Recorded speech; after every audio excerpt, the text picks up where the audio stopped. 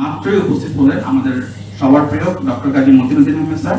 আমি স্যারকে আমন্ত্রণ জানাবো মঞ্চে এসে তার ডিসকাশনের পার্টগুলো আমাদের সাথে শেয়ার করার জন্য।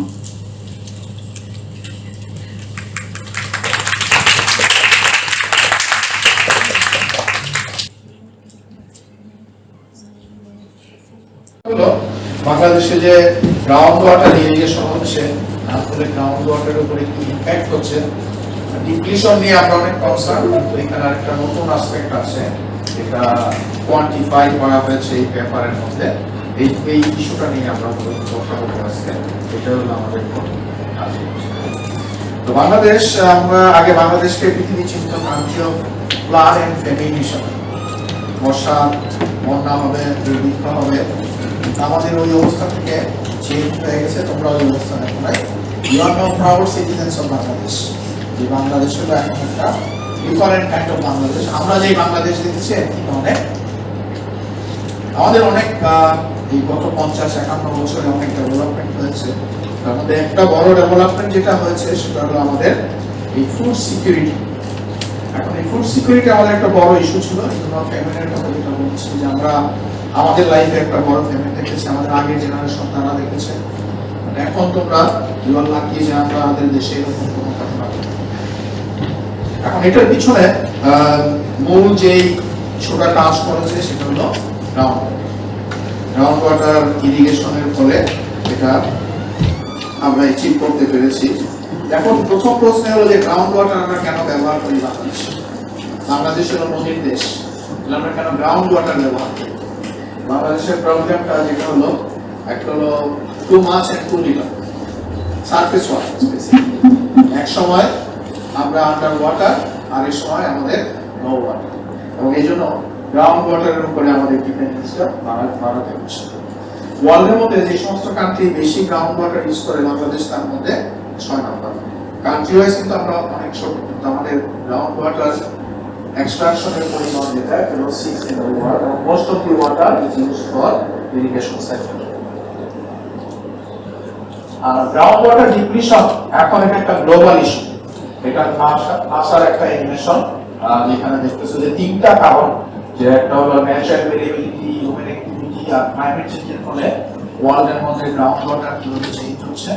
গ্রাউন্ড ওয়াটার আমাদের, তোমরা সবাই জানো যে ওয়ার্ল্ডের মধ্যে ফ্রেশ ওয়াটারের যে সমস্ত সোর্স আছে, আমাদের মোস্ট ইম্পর্টেন্ট সোর্স হলো ground water. In fact available ground water যেটা আছে 98% হলো ground water. So ground water depletion is a global issue, এবং এটা নিয়ে এখন অনেক কাজকর্ম হচ্ছে, যেটা বিভিন্ন জায়গায়। আমাদের দেশে আমরা বলছিলাম যে কেন গ্রাউন্ড ওয়াটার ইউজ করি। একটা হলো যে সারফেস ওয়াটারের ইনইকুয়াল অ্যাভেলেবিলিটি, সেকেন্ড হলো গ্রাউন্ড ওয়াটারের ইজি অ্যাভেলেবিলিটি। আমাদের জিওলজি, আমাদের ক্লাইমেটিক কন্ডিশন এখানে এক্সটেন্সিভ গ্রাউন্ড ওয়াটার পাওয়ার একটা বড় রোল প্লে করে।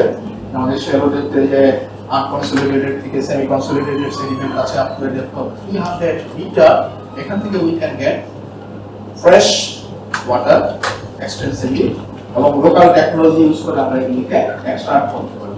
দেয়ার আর variations, lots of variations across the country. There are different areas যেখানে groundwater আছে। Overall, this is a very good groundwater basin. এবং আমরা ওয়ার্ল্ডের মধ্যে সবচেয়ে বড় যে একুইফার সিস্টেম, ইন্ডো-গ্যাঞ্জেটিক একুইফার যেটা বলা হয়, ইন্ডো-গ্যাঞ্জেটিক বেসিনের এই একুইফারের পার্ট। এখন ইরিগেশনের কথা বলছি আমরা। আমাদের দেশে ইরিগেশনের ফলে এখন বিভিন্ন রকম পজিটিভ ইম্প্যাক্টের কথা আমরা বললাম। ফুড সিকিউরিটি কি হয়েছে ইরিগেশনে না, 1960s এর আগে আমাদের এখানে ইরিগেশন যেটা ছিল, এগুলিকে বলা হতো ট্রেডিশনাল ইরিগেশন। গ্রামে যে পুকুর থেকে কলসি করে পানি এনে দেওয়া হতো, এরকম ভাবে ইরিগেশন ব্যবহার করা হতো। যেগুলি ম্যানুয়ালি ছোট আকারে ইরিগেশন করা হতো, ড্রোন বা এরকম এগুলি ব্যবহার করে ইরিগেশন করা হতো। তারপরে আসছে তোমার ক্যানেল ইরিগেশন, সেখানেও ম্যানুয়াল ছিল। মেকানাইজেশন হওয়ার পরেও প্রথম দিকে সারফেস ওয়াটারই ছিল মেইন সোর্স অফ ইরিগেশন। এইটা গ্রাউন্ড ওয়াটারের ক্ষেত্রে কিছু কিছু ক্ষেত্রে তোমার এরকম কুয়া করে ম্যানুয়াল ব্যবহার করা হচ্ছে। তারপরে আসলো ম্যানুয়ালি অপারেটেড শ্যালো টিউব, এগুলিকে মক্সি বলা হতো। মেকানাইজেশন হওয়ার পরে এখানে একটা বড় ব্রেক থ্রু হয়েছে, এবং মেকানাইজেশন শুরু করেছিল বিএডিসি পরে এটা প্রাইভেট সেক্টরে চলে আসে এবং এখন এই ধরনের মেশিন আমরা অনেক দেখি সারা দেশে। এগুলিকে বলা হয় শ্যালো টিউবার এবং এইটা হলো আমাদের এই যে ফুড সিকিউরিটি বাড়ানোর ক্ষেত্রে সবচেয়ে বড় রোল প্লে করছে। At the same time ground water ডিপ্লিশনের কথা যেটা বলা হয় সেখানে এটাকে বড় রিজন বলা হয়। আরেকটা চেঞ্জ হয়েছে মেকানাইজেশনের সঙ্গে সঙ্গে ডিজেল পাওয়ার থেকে আস্তে আস্তে এখন আবার নতুন শুরু হয়েছে যে সোলার পাওয়ার, ইলেকট্রিসিটি পাওয়ার।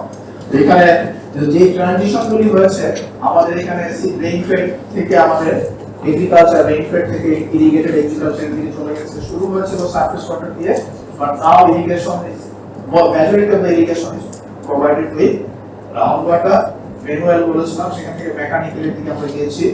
আরেকটা শুরুতে ইরিগেশন গুলি শুরু হয়েছিল পাবলিক সেক্টর, গভর্নমেন্ট এজেন্সি যারা বিএডিসি, বিডব্লিউডিবি তারা চালু করেছিল। এখন যেটা irrigation this is mostly privately own. এটা একটা বড় চেঞ্জ হয়েছে। এবং আরেকটা এখন যেটা চেঞ্জ হচ্ছে যে source of energy diesel, electrical থেকে এখন সোলার পাম্পের দিকে যাচ্ছে। ডিজেল এবং ইলেকট্রিক ক্ষেত্রে একটা কন্ট্রোল আছে যে যত বেশি পানি তুলবে তত বেশি ফার্মারের খরচ হবে, কিন্তু সোলারে যখন যাবে তখন এটার একটা রিস্ক যে এখানে এই ওভার এক্সট্রাকশন হয়তো আরো বেড়ে যেতে পারে, কারণ এটা ওয়ান সিটি জিনিসটাও তারপরে এটার কোনো রানিং খরচ নাই। এখন এই ট্রানজিশনটাকে আমরা ওয়াচ করছি খুব কেয়ারফুলি এখানে কি পাবো। আমাদের যদি হিস্ট্রিক্যাল ডেটা আমরা নিই, বিএডিসি থেকে যে ডেটাগুলি পাওয়া যায় এখানে ইভলিউশনগুলি হয়েছে, তো আমরা দেখি যে 60s এর যেটা বলেছিলাম 60s এর আগে ইরিগেশন ছিল না, আমাদের রেকর্ড যেটা আছে 60s এর থেকে এন্ড অফ 60s পর্যন্ত এটা অল সারফেস ওয়াটার ইরিগেশন। তারপরে আস্তে আস্তে সারফেস ওয়াটার ইরিগেশন কমতে থাকে, গ্রাউন্ড ওয়াটার ইরিগেশন বাড়তে থাকে। এইটা হলো আমাদের একটা বড় ট্রানজিশন পয়েন্ট। এইটিজে এসে প্রথম এই ground water irrigation surface water ইরিগেশনকে সারপ্লাস করে যায় এবং তখন থেকে আমাদের গ্রাউন্ড ওয়াটারের উপরে প্রেসার যেটা সেটা বাড়তে থাকে এবং এখান থেকে আস্তে আস্তে এখনকার লাস্ট যে ডেটা 73% হলো গ্রাউন্ড ওয়াটার, 27% হলো সারফেস ওয়াটার। এখন এবং এই সময়টাতে আমাদের যে ওয়াটার লেভেল, আমাদের ডক্টর জাহিদ পরে এটা নিয়ে কথা বলবেন, এই ওয়াটার লেভেলের উপরে অনেক ইমপ্যাক্ট আছে। এখন আমরা যেগুলিকে ইরিগেশন ব্যবহার করি, আমাদের টোটাল যে ল্যান্ড আছে তার অ্যারাউন্ড 65% হলো ইরিগেটেড এবং এই 65% ইরিগেটেড ল্যান্ডের মধ্যে 73% হলো গ্রাউন্ড ওয়াটার দিয়ে আর 27% হলো তোমার সারফেস ওয়াটার দিয়ে। বাকিগুলা যে মেথডগুলি আমাদের এখানে ব্যবহার করা হয় রোলিং পাম্প, গ্র্যাভিটি এবং traditional method is of surface water base functions, যেটা টোটাল অ্যারাউন্ড 27%। আর গ্রাউন্ড ওয়াটারের মধ্যে ডিপ টিউবওয়েল, শ্যালো টিউবওয়েল এবং ম্যানুয়ালি অপারেটেড ওয়েল বা আর্টিফিশিয়াল ওয়েল মিলে হলো 73%। একটা ইম্পর্টেন্ট ইস্যু এখানে আছে গ্রাউন্ড ওয়াটার ইরিগেশনের ক্ষেত্রে, যেগুলিকে শ্যালো টিউবওয়েল বলা হয় আর ডিপ টিউবওয়েল বলা হয়, এর সঙ্গে ডেপথের সম্পর্ক। এটা হলো connected to the type of pump তারা কি ইউজ করে। প্রাইভেট ওয়াটার সাপ্লাই সেক্টরে যেটা ডিপ টিউবওয়েল সেটা ডিপ 500 ফিটের বেশি হলে তখন সেটাকে ডিপ টিউবওয়েল বলা হয়। তো এগ্রিকালচার সেক্টরে এখানে একটু কনফিউশন হয়, পার্টিকুলারলি যারা নিউ এই এরিয়াতে তাদের জন্য এই কনফিউশনটা হয়। এখন আমাদের এই ট্রানজিশনের ক্ষেত্রে কি কি ফ্যাক্টরগুলো হচ্ছে, যেমন there is no ground water আস্তে আস্তে বাড়তে থাকে। এইটি যে এসে পার্টিকুলারলি এই সময় থেকে প্রাইভেট সেক্টরকে ওপেন করে দেওয়া হয় ফর ইউজিং শ্যালো টিউবওয়েল এবং তারপরে থেকেই এটা মাল্টিপ্লিকেশন হয়, hundreds of thousands of shallow tubewell install হয়েছে অল ওভার দ্য কান্ট্রি। এবং this is the current situation. এর ফলে কি হচ্ছে, আমরা দেখতে পাচ্ছি যে ওয়াটার লেভেলের মধ্যে একটা চেঞ্জ হচ্ছে এবং কোনো কোনো জায়গায় ডিপ্লিশন হচ্ছে। এই ডিপ্লিশনে এখন এইটা নিয়ে সবাই এখন আমরা কনসার্ন যে এইভাবে গ্রাউন্ড ওয়াটার ডিপ্লিশন হতে থাকলে what would be the sustainability of this groundwater irrigation। আমরা যে সেলফ সাফিসিয়েন্সি আমরা যে অ্যাটেন্ড করেছি সেগুলির ফিউচার কি হবে। বাংলাদেশে এখন আগে খাওয়ার অভাব ছিল, দুর্ভিক্ষ, তো এখন বলা হয় জয়দেবপুরে, গাজীপুরে গেলে দেখা যাবে যে বাংলাদেশে এখন ধানের অভাব নাই, বাড়ি বেরিতে লেখা আছে বড় বড় করে। এটা সম্ভব হয়েছে because of this ground water irrigation ও high yielding varieties of rice. প্রথম যেগুলি ইরি বলা হতো এখন বিভিন্ন হাই ইল্ডিং ভ্যারাইটি রাইস। আমাদের দেশে তিন রকম রাইস হয় একটা সময় থেকে, আমরা ছোটবেলায় পড়ছি। বড় আবশ আমন, আমরা যখন ছোট ছিলাম তখন আমনটা ছিল মেইন রাইস, সবচেয়ে বেশি প্রোডাকশন হতো আমনের, বড় পরিমাণ ছিল খুব কম। আর এখন হলো মেইন রাইস হলো বড়, যেটা ড্রাই সিজন রাইস, এবং সেটা হলো আমাদের এখন সবচেয়ে বেশি ইউজ করা হয়। আমরা যদি প্রোডাকশন ট্রেন্ড গুলা দেখি, আমাদের ল্যান্ড কিন্তু বাড়ে নাই, এটা হলো এরিয়া যেখানে আমরা ধান চাষ করি, এরিয়া বরং কমেছে কিছু, কিন্তু প্রোডাকশন অনেক বেড়েছে। দুইভাবে প্রোডাকশন, টোটাল প্রোডাকশন বেড়েছে আর ইউনিট এরিয়া ইল্ড বেড়েছে। এটা কেমন করে সম্ভব হয়েছে? এই দুইটা কারণে, একটা হলো ground water, mostly ground water irrigation, আর একটা হলো high yielding varieties of rice. এটার ইমপ্যাক্ট কি হচ্ছে এখন আস্তে আস্তে? আমার যেটা আগে বলেছিলাম যে আমাদের গরু দাম, এটা আস্তে আস্তে বাড়ছে, আউশ কমে যাচ্ছে এবং আমনটা মোটামুটি স্টেবল আছে।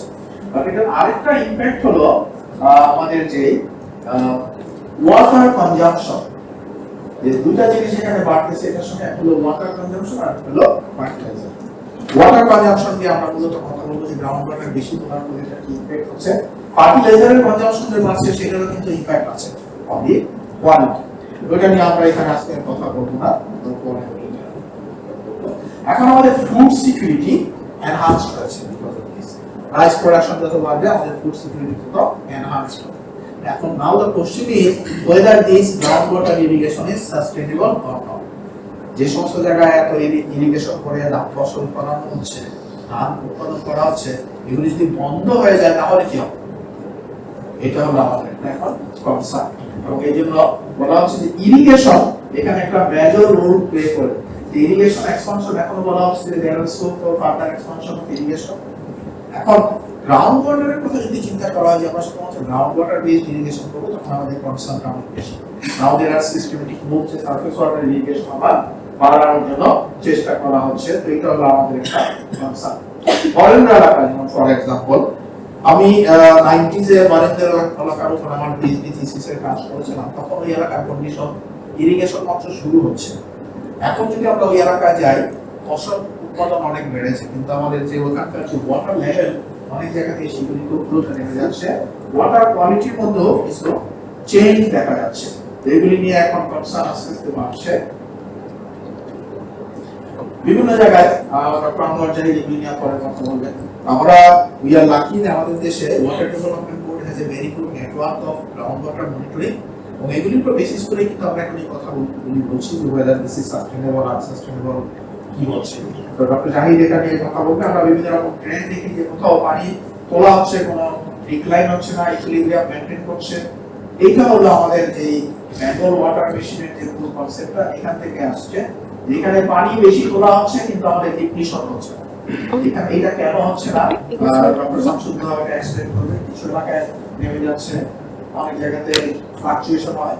এখন এই নানা রকম ট্রেন্ড আমরা দেখতে পাচ্ছি। এখন water, this is not only used for agriculture, ground water is not only used for agriculture. আমাদের যে পাবলিক হেলথের যে ডেভেলপমেন্ট হয়েছে, আন্ডার 5 চাইল্ড মর্টালিটি কমছে, এখানেও ground water is a big role. আমাদের ইন্ডাস্ট্রিয়ালাইজেশন হচ্ছে, যে গার্মেন্টস আমরা এত এক্সপোর্ট করি, এর পিছনে গ্রাউন্ড ওয়াটারের কিন্তু একটা বড় রোল আছে। যত গার্মেন্টস ইন্ডাস্ট্রি আছে পার্টিকুলারলি শহরে, সবাই তারা গ্রাউন্ড ওয়াটার ইউজ করে। এখানেও গ্রাউন্ড ওয়াটারের রোল আছে। আমাদের যে নতুন নতুন ইন্ডাস্ট্রিয়াল এরিয়া হচ্ছে সেখানেও গ্রাউন্ড ওয়াটারের রোল আছে। এখন ইরিগেশনের জন্য যদি ওয়াটার রিসোর্স কমে যায়, গ্রাউন্ড ওয়াটার কমে যায়, তাহলে অন্যান্য ক্ষেত্রে there will be problem. এখন এই সাস্টেইনেবিলিটি নিয়ে কথা হচ্ছে, and then we talk about this nexus, water, energy, food, nexus. এটা নিয়ে আমরা খুব বিশেষ এখানে এক্সপ্লেন করব না। শেষ করার আগে এটা একটা this is another NASA film একটা, যে আমাদের এই এলাকাতে ইরিগেশন কিভাবে এক্সপ্যান্ড করেছে সেটার একটা গুড এক্সাম্পল এখানে ইলাস্ট্রেশন এখানে আছে। NASA স্যাটেলাইট ইনস্টিটিউট একটা দিয়েছে। আমাদের এলাকার উপর যদি আমরা কনসেন্ট্রেট করি, আমি বলেছি যে আমরা পার্ট অফ দিস ওয়ার্ল্ডের মধ্যে যে largest basic ground water basin, এটা হলো যে ইন্ডো-গ্যাঞ্জেটিক বেসিন। এখানে ডেনসিটি, ইরিগেশন ডেনসিটি অনেক বেশি, এবং এখানে দেখা যাচ্ছে যে আস্তে আস্তে 80s থেকে 90s এটা ডেভেলপ হয়েছে। এখন আমরা কি কনসার্ন, আমাদের এখনকার কনসার্ন হলো যে whether this is sustainable, কি রেটে ডিপ্লিশন হচ্ছে। স্যাটেলাইট থেকে এগুলি মনিটর করা যায়। এখানে ডিপ্লিশন গুলি দেখাচ্ছে, পার্টিকুলারলি উপরের দিকে অলরেডি ডিপ্লিশন অনেক বেশি হচ্ছে। আমাদের এখানে ডিপ্লিশন এখন শুরু হচ্ছে আস্তে আস্তে, বাট এদিকে ডিপ্লিশন অনেক বেশি হচ্ছে। So this are the concerns, যে what are the future options, আমরা কিভাবে এই আমাদের যে ফুড সিকিউরিটি এটা কিভাবে আমরা মেনটেন করতে পারবো, অন্যান্য সেক্টরের জন্য যে ওয়াটার দরকার সেটা আমরা কিভাবে প্রোভাইড করতে পারবো। এখন আমাদের এখানে যে জিনিসটা মিসিং আছে সেটা হলো যে একটা proper ground water management framework. আমাদের একটা ওয়াটার অ্যাক্ট আছে, এখানে ওয়াটার অ্যাক্ট বাস্তবায়ন করার জন্য যে এজেন্সি আছে তাদের গ্রাউন্ড ওয়াটার ক্যাপাবিলিটি খুবই লিমিটেড। ওয়াটার ডেভেলপমেন্ট বোর্ডে একটা গ্রাউন্ড ওয়াটার ডাইরেক্টরেট আছে, আপনার আনোয়ার জাহিদ যেটা হেড, তো তাদেরও লিমিটেশনস অনেক আছে। এখন এই জন্য বলা হচ্ছে যে আমাদের একটা ন্যাশনাল এজেন্সি দরকার স্পেসিফিক্যালি যারা এই গ্রাউন্ড ওয়াটার ম্যানেজ করতে পারবে সাস্টেইনেবল। এখন যে চারটা কাজ আমাদের করা দরকার, অ্যাকচুয়ালি যে পেপারগুলি মেইনটেইন করা, মনিটরিং করা, মনিটরিং আছে কোয়ান্টিটি কোয়ালিটি এটাকে রিভাইজ করতে হবে, মডেলিং করা, ডক্টর শামসুদ্দোহা এটা নিয়ে বলবেন। এখন মূল জায়গা যেখানে সব আটকাচ্ছে সেটা হলো কে এটা করবে, কাজগুলি করবে।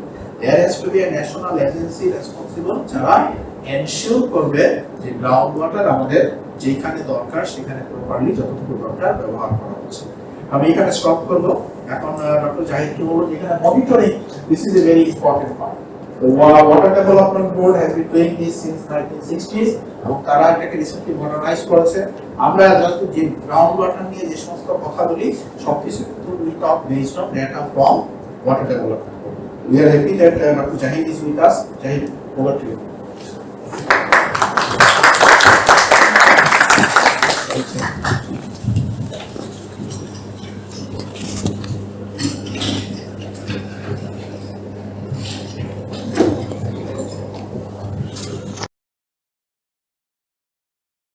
আমাদের কোনো ভালো কোনো আইটি প্রিপেয়ার্ড অর্গানাইজেশন নাই। তো এটা নিয়ে ইনিশিয়েশন শুরু হয়েছে যে বাংলাদেশে গ্রাউন্ড ওয়াটার ব্যবহার তো বিভিন্ন সেক্টর করছে, অনেক ব্যবহারকারী আছে, ম্যানেজমেন্টটা কিভাবে হবে। এই জন্য ওয়াটার রিসোর্স মিনিস্ট্রি থেকে অলরেডি জাস্ট একদম বিগিনিং স্টেজে আছে একটা একক প্রতিষ্ঠান সৃষ্টির কথা বলা হয়েছে এবং ওইটা সৌভাগ্যক্রমে আমাকে তার উপর একটা রিপোর্ট দিতে বলা হলো। আমি একটা রিপোর্ট তৈরি করে দিয়েছি। একটা একক প্রতিষ্ঠান হবে গ্রাউন্ড ওয়াটার, বাংলাদেশের গ্রাউন্ড ওয়াটার ম্যানেজমেন্ট করার জন্য। এবং আমি যে প্রপোজালটা দিয়েছি অবভিয়াসলি এখানে এটা প্রায় 1200 ম্যান পাওয়ারের একটা অর্গানাইজেশন হবে যেখানে জিওলজিস্ট বা হাইড্রোজিওলজিস্টরা লিড পজিশনে থাকবে। হ্যাঁ, তো এটা যদি হয় তাহলে একদিকে যেমন গ্রাউন্ড ওয়াটার ম্যানেজমেন্টটা ভালো হবে, সাস্টেইনেবল ম্যানেজমেন্টের জন্য অর্গানাইজেশন কাজ করবে, পাশাপাশি এটা যদি হয় জিওলজিস্টদের একটা বড় চাকরির জায়গা। তো তোমরা জানো যে একটা কিছু শুরু হলে যেমন পক্ষেও অনেক কিছু থাকে আবার বিপক্ষে অনেক শক্তি কাজ করে। তো এখানে হাইড্রোজিওলজিস্টদেরকে লিড পজিশনে যাওয়াতে ইঞ্জিনিয়াররা এখানে বিরোধিতা করছে, যার জন্য এটা স্লো যাচ্ছে। কিন্তু আমি আশাবাদী যে এই অর্গানাইজেশন হবে এবং যেখানে হাইড্রোজিওলজিস্টরা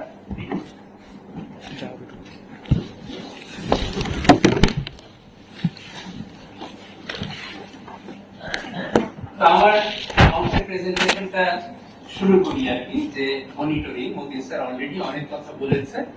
তো আমরা এই যে গ্রাউন্ড ওয়াটারের বিভিন্ন চ্যালেঞ্জের কথা শুনছি, ওয়াটার কোয়ালিটির কথা, প্রবলেমের কথা শুনছি, ওয়াটার লেভেল ডিপ্লিশনের কথা শুনছি, এগুলো বুঝতে পারছি কেন? আমরা যেহেতু এটাকে মনিটর করছি। যদি মনিটর না করতাম আমরা এই পরিবর্তনগুলো বা আমরা এই ডিপ্রেশনগুলো বুঝতে পারতাম না, হঠাৎ করে সিরিয়াস ক্রাইসিসের মধ্যে পড়ে যেতাম। এখন যেহেতু মনিটর করা হচ্ছে আমরা বুঝতে পারছি, সেই অনুযায়ী আমরা প্ল্যানিংটা করতে পারছি। তো গ্রাউন্ড ওয়াটার কেন ইম্পর্টেন্ট? আমরা জানি পৃথিবীতে অনেক পানি, তার মধ্যে মাত্র 0.66% হচ্ছে গ্রাউন্ড ওয়াটার এবং এই গ্রাউন্ড ওয়াটারটাই হচ্ছে ইন্ডাস্ট্রি বলি, এগ্রিকালচার, ইরিগেশন বলি, ওয়াটার সাপ্লাই বলি, সবার নজর এইদিকে। কারণ ফ্রেশ ওয়াটার আমরা জানি 97% সমুদ্রের লবণাক্ত পানি, 2% আছে আবার বরফ হয়ে। গ্রাউন্ড ওয়াটারের উপরই সবাইকে ডিপেন্ড করতে হবে। কাজে এই অল্প পানি সময়ের সঙ্গে সঙ্গে ডিমান্ড বাড়ছে কিন্তু পানির পরিমাণ কিন্তু বাড়ছে না। হাইড্রোলজি সাইকেলে যে পরিমাণ পানি আছে এটাকে আমরা কনস্ট্যান্ট করি, কাজে পানির পরিমাণ বাড়ছে না কিন্তু সময়ের সঙ্গে সঙ্গে ডিমান্ড বাড়ছে। বরং উল্টো দিকে যদি বলি, ফ্রেশ ওয়াটারটা আমরা নানাভাবে পলিউট করে দিচ্ছি, নষ্ট করে দিচ্ছি, ফ্রেশ ওয়াটারের পরিমাণটা আমরা কমিয়ে ফেলছি। তো হাইড্রোলজিক সাইকেল বা ডিস্ট্রিবিউশন অফ ওয়াটার তোমরা ক্লাসে পড়েছো, আমি বেশি ডিসকাস করব না। তো এখন এই যে পানি যে গুরুত্বপূর্ণ এবং পানির যে ক্রাইসিস অ্যাভেলেবিলিটিটা একটা চ্যালেঞ্জ, এটা নিয়ে কিন্তু সময় সময় রিভিউ করা হয় এবং সরকার বা বিশ্ব জাতিসংঘের মাধ্যমে এই পানি ব্যবহারের টার্গেট গুলো ফিক্স করা হয়। তো বাংলাদেশে গ্রাউন্ড ওয়াটার ডেভেলপমেন্টের কথা মতিন স্যার বলেছেন। আমরা ড্রাই সিজনে যে বড় মৌসুমে যে পানি ব্যবহার করি তার প্রায় 80% আসে গ্রাউন্ড ওয়াটার থেকে। Drinking water supply almost 97-98% ground water থেকে। ইন্ডাস্ট্রিতে অলমোস্ট 100% আসে গ্রাউন্ড ওয়াটার থেকে। তো এই জন্য আমাদের দেশে কিন্তু গ্রাউন্ড ওয়াটার উপর অলরেডি একটা বিশাল প্রেশার তৈরি হয়ে আছে।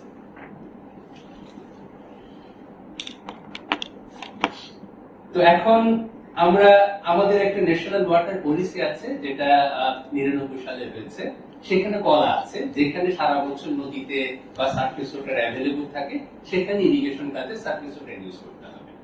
কিন্তু তারপরও দেখা যাচ্ছে মতি স্যার বলেছেন যে আমরা নদীর পাশে যেই নদীতে সারা বছর পানি থাকে তারপরে দেখা যাচ্ছে যে সেখানে সারফেস ওয়াটার ব্যবহার না করে আমরা গ্রাউন্ড ওয়াটারের দিকে, আমাদের ফার্মাররা গ্রাউন্ড ওয়াটারের দিকে ছুটে পড়ছে। এটার একটা অন্যতম কারণ হচ্ছে যে আমাদের লো লাইন এরিয়াগুলো বর্ষাকালে পানির নিচে চলে যায়, তখন এই যে সারফেস ওয়াটার ইরিগেশন যে ডিভাইস লো লিফট পাম্প দিয়ে যে নদী থেকে টেনে তুলতে হয় এগুলোকে সরিয়ে নিয়ে যেতে হয়, আবার পানি সরে গেলে এনে সেট করতে হয়। তো এগুলো ঝামেলাপূর্ণ। তো অনেক কৃষকই মনে করে যে এত ঝামেলার দরকার কি, যেমন এই কৃষকই তার একটা লো লিফট পাম্প ছিল, তখন সে মনে করছে ঝামেলার দরকার কি আমি একটা টিউবওয়েল বসিয়ে দিই। সে লো লিফট পাম্পটাকে বন্ধ করে টিউবওয়েল বসিয়ে দিল। এইভাবে কি হলো, এক সময় আমরা ব্যাপকভাবে সারফেস ওয়াটার ইউজ করতাম ইরিগেশন কাজে। এই যে দেখো লো লিফট পাম্পের সংখ্যাগুলো দেখো, হলুদ লাইনগুলো হচ্ছে লো লিফট পাম্প কত বেশি ছিল, সেই তুলনায় গ্রাউন্ড ওয়াটারের ব্যবহার ছিল অনেক কম। মূলত 80s এর পরে এসে এখানে ব্লো হচ্ছে টিউবওয়েল, গ্রাউন্ড ওয়াটার ইউজ করা হয়, গ্রাউন্ড ওয়াটারের ব্যবহার ব্যাপকভাবে বাড়তে থাকলো, আর হচ্ছে দেখো সারফেস ওয়াটারের ব্যবহার কমে যেতে থাকলো। তো এইভাবে আমরা গ্রাউন্ডের উপর স্ট্রেস ক্রিয়েট করলাম। তো এতে করে যে প্রবলেম হচ্ছে অলরেডি ডিসকাস হয়েছে, আমরা যে পানি তুলছি এটা তার ফলে বিভিন্ন জায়গায় কিভাবে ডিপ্লিশন হচ্ছে। ঢাকা শহরে একসময় আমার গ্রিন রোড অফিস ক্যাম্পাসে 50 বছর আগে হয়তো ওয়াটার লেভেল বা টেবলটা সারফেস থেকে 3-4 মিটারের মধ্যে ছিল, এখন সেখানে 50 বছর পর সেটা 86 মিটার নিচে পার্মানেন্টলি হয়ে গেছে। তাহলে তোমরা বুঝতে পারছো এটা কিন্তু নামাটা সাইন্টিফিক না। আমরা বলি গ্রাউন্ড ওয়াটার অ্যাবস্ট্রাকশন বা ব্যবহারের ক্ষেত্রে যে পরিমাণ পানি রিচার্জ হবে একটা হাইড্রোলজিক ইয়ারে, যে পরিমাণ পানি রিচার্জ হবে তার বেশি তোলা যাবে না, তার বেশি তুলতেই হচ্ছে ডিপ্লিশন বা অন্যান্য প্রবলেম হবে। তো এটা বাংলাদেশে অনেক জায়গায় অলরেডি হচ্ছে। তারপর আমরা আজকে কোয়ালিটি নিয়ে খুব একটা কথা বলবো না, আমরা আর্সেনিক বা স্যালাইনিটির সমস্যায় করছি। তো তোমরা পরে যদি সময় ধরে ইন্টারেস্টেড হও আমরা পরে বিষয়ে ডিটেইল প্রেজেন্টেশনে দেব। তো এখন মনিটরিংটা এই জন্য ইম্পর্টেন্ট, মনিটরিং করি বলেই আমরা এই স্ট্যাটাস গুলো বুঝতে পারছি। মতিন স্যার বলেছেন ওয়াটার ডেভেলপমেন্ট বোর্ড প্রায় 60 ইয়ার্স আগে হাইড্রোলজির আন্ডারে সারফেস ওয়াটার, গ্রাউন্ড ওয়াটার এবং মেটেরিওলজি এইগুলো অ্যাটমসফিয়ারিক ওয়াটার এগুলো মনিটরিং এর কাজ শুরু করেছে 60 ইয়ার্স আগে। তখন কিন্তু এত ক্রাইসিস ছিল না। তারপর আমাদের পূর্বপুরুষেরা বুঝতে পেরেছিলেন, তারা কত মেধাবী ছিলেন, তাদের কত দূরদৃষ্টি ছিল, তারা সেই 60 ইয়ার্স আগে এই ডেটাগুলো যে মনিটর করতে হবে এই বিষয়ের জন্য কাজ করেছেন এবং এই নেটওয়ার্কটাকে এস্টাবলিশ করে দিয়ে গেছেন। তো গ্রাউন্ড ওয়াটার সার্ভে ইনভেস্টিগেশনের ক্ষেত্রে 4টা জিনিস গুরুত্ব সহকারে দেখা হয়। প্রথম হচ্ছে যে গ্রাউন্ড ওয়াটারটা কোথায় আছে, গ্রাউন্ড ওয়াটারের একিফার, তোমরা অবশ্যই এই টার্মগুলো জানো এখন। গ্রাউন্ড ওয়াটারের একিফার গুলোকে আইডেন্টিফাই করা, লেয়ার গুলোকে আইডেন্টিফাই করা, কোথায় পানিটা আছে। তারপর হচ্ছে যে এই একিফার বা এই একিফারের সেডিমেন্ট এগুলোর হাইড্রোলিক প্রপার্টিজ গুলোকে আইডেন্টিফাই করে, যেমন transmissibility, storage coefficient, hydraulic conductivity. এগুলো জানলে কি হবে, ওই একিফারটা কতটুকু পটেনশিয়াল বা ওখান থেকে কতটুকু পানি সেফলি তোলা যাবে এই বিষয়ে অ্যাসেসমেন্ট গুলো করা যাবে। তাহলে একিফার আইডেন্টিফাই করতে হবে, তার প্রপার্টিজ গুলো জানতে হবে। তারপর হচ্ছে পানির স্ট্যাটাসটা কি, ওয়াটার লেভেলটা মনিটরিং এর মাধ্যমে কি পরিমাণ রিচার্জ হচ্ছে, কি পানি তোলার ফলে তার ওয়াটার লেভেলটা কিভাবে পরিবর্তন হচ্ছে এই বিষয়টা মনিটর করতে করতে হয়, তার ফ্লো প্যাটার্নটা কি, হ্যাঁ, কোন দিক থেকে কোন দিকে পানি যাচ্ছে, এই বিষয়গুলো মনিটর করতে হয়। আর 4 নম্বরে যে আমার একুইফার আছে, সেখানে ভালো পানি আছে, কোয়ালিটি যদি ভালো না হয় সেই পানি তো ব্যবহার করা যাবে না, তাহলে ওয়াটার গ্রাউন্ড ওয়াটারের কোয়ালিটিটাও দেখতে হবে। এই 4টা বিষয় স্পেশালি মনিটর করতে হয় এবং আমাদের ওয়াটার ডেভেলপমেন্ট বোর্ড এই বিষয়গুলোই মনিটর করে। এবং তোমরা যদি হাইড্রোজিওলজির বই বা কোর্সে দেখো, এই বিষয়গুলো নিয়েই তোমাদেরকে পাঠ্যসূচিতে বিভিন্ন বিষয়ে পড়ানো হয়। তাহলে আমরা প্রথমে আসি একুইফারের লেয়ার গুলোকে আইডেন্টিফাই করার বিষয়টা। ওয়াটার ডেভেলপমেন্ট বোর্ড সেই 50-60 বছর আগে, তখন 24টা এই ধরনের রিগ ছিল বাংলাদেশে, তখন এই প্রথম ওয়াটার বোর্ডের রিগ ছিল। এই রিগের মাধ্যমে বোরিং করে করে সেডিমেন্ট স্যাম্পল কালেক্ট করে একুইফারের ফরমেশন গুলোকে আইডেন্টিফাই করা। এখন বিএডিসি, ইপিএজি তাদের হাতেও এই ধরনের ইনফরমেশন আছে, কিন্তু ওয়াটার বোর্ড হচ্ছে মনিটরিং এর জন্যই এই আমাদের গ্রাউন্ড ওয়াটার হাইড্রোলজি অফিসকে সৃষ্টি করা হয়েছে। তাহলে এই রিগগুলোর মাধ্যমে বোরিং করে করে স্যাম্পল সংগ্রহ করে, স্যাম্পল তার অবজেক্টিভ অনুযায়ী ডিস্টার্ব স্যাম্পল কালেক্ট করা যায়, আনডিস্টার্ব স্যাম্পল কালেক্ট করা যায়। এইভাবে স্যাম্পলগুলো কালেক্ট করে একুইফারকে আইডেন্টিফাই করা। এখন আমরা যে এক এক জায়গায় বোরিং করে যে সেডিমেন্টের ক্লাসিফিকেশন করি, এটাকে আমরা বলি লিথোলজিক ল। বোরহোল লিথোলজিক ল। বোরহোল থেকে বের হচ্ছে মাটি, লিথোলজিক ল। বাংলাদেশে মোটামুটি গ্রাউন্ড ওয়াটার ইনভেস্টিগেশনের জন্য 1500 ফিট, 1000 বা 1500 ফিট ডেপথ পর্যন্ত আমাদের বিভিন্ন অঞ্চলে এই বোরহোল লিথোলজিক ল আছে। ওয়াটার বোর্ড, ডিপিএইচি সব মিলে কয়েক হাজার লগ আছে। এই লগগুলোকে যদি আমরা এইভাবে বিভিন্ন সফটওয়্যারের মাধ্যমে বা ক্রস সেকশনের মাধ্যমে যদি আমরা প্রেজেন্ট করতে চাই, তাহলে এখানে দেখো ব্লু গুলো হচ্ছে একুইফার আর গ্রেইশ গুলো হচ্ছে একুইটার। একুইটার কি আমাদের এখানে মোস্টলি লুজ ক্লে, আর আমাদের এখানে একুইফার কি স্যান্ড। তাহলে এখানে দেখো যে আমরা পুরো বাংলাদেশের এইভাবে একুইফারকে ম্যাপিং করে ফেলতে পারি, এই যে বোরহোল লিথোলজিক ব্লকগুলোকে অ্যানালাইসিস করে। তাহলে একুইফার আইডেন্টিফাই হলো। এখন হচ্ছে গ্রাউন্ড ওয়াটার লেভেল মনিটরিং। এইটা ওয়াটার ডেভেলপমেন্ট বোর্ডের একটা বিশাল কাজ, মোদি স্যার বলেছেন। আমরা যদি ম্যাপ দেখি, ওয়াটার বোর্ড 50 বছর আগে প্রায় 1272টা ওয়েল বসিয়ে সপ্তাহে একবার করে ম্যানুয়ালি মেজার ওয়াটার লেভেলটা মেজার করে আসছে। 60 ইয়ার্স ধরে সপ্তাহে একবার করে ম্যানুয়ালি মেজার করে আসছে। এই ওয়েলগুলো অলমোস্ট সবগুলাই শ্যালো ডেপথে, কারণ 50 বছর আগে তো আর্সেনিকের প্রবলেম ছিল না, আইডেন্টিফাইড ছিল না, তাই না? স্যালিনিটি এত ব্যাপক ছিল না, তো এগুলো ছিল আপার একুইফারে। আমরা এখনো যেখান থেকে ইরিগেশনের পানিটাকে অ্যাবস্ট্রাক্ট করি, কাজে এই ওয়েলগুলো এখনো ইম্পর্টেন্ট ইরিগেশন ইউজের ফলে কি পরিবর্তন হচ্ছে গ্রাউন্ড ওয়াটারে তার ট্রেন্ডটা বোঝার জন্য। তারপর যখন আর্সেনিক আইডেন্টিফাইড হলো, তখন ডিপ গ্রাউন্ড ওয়াটার ব্যবহার শুরু হলো। ডিপ গ্রাউন্ড ওয়াটার বলতে 900-1000 ফিট ডেপথের গ্রাউন্ড ওয়াটারের ব্যবহার শুরু হলো, ডিপিএইচি ওয়েল বসালো। তখন আমরা ভাবলাম যে আমাদের এই শ্যালো নেটওয়ার্কটাকে ডিপে নিয়ে যাওয়া দরকার। তখন আমরা কোস্টাল বেল্ট থেকে শুরু করেছিলাম। কোস্টাল বেল্টের 19টা ডিস্ট্রিক্টে আমরা আরো 633টা ওয়েল বসালাম, যার সর্বোচ্চ ডেপথ ছিল হচ্ছে 350 মিটার। এবং 40টা লোকেশনে আমরা ক্লাস্টার ওয়েল বসালাম।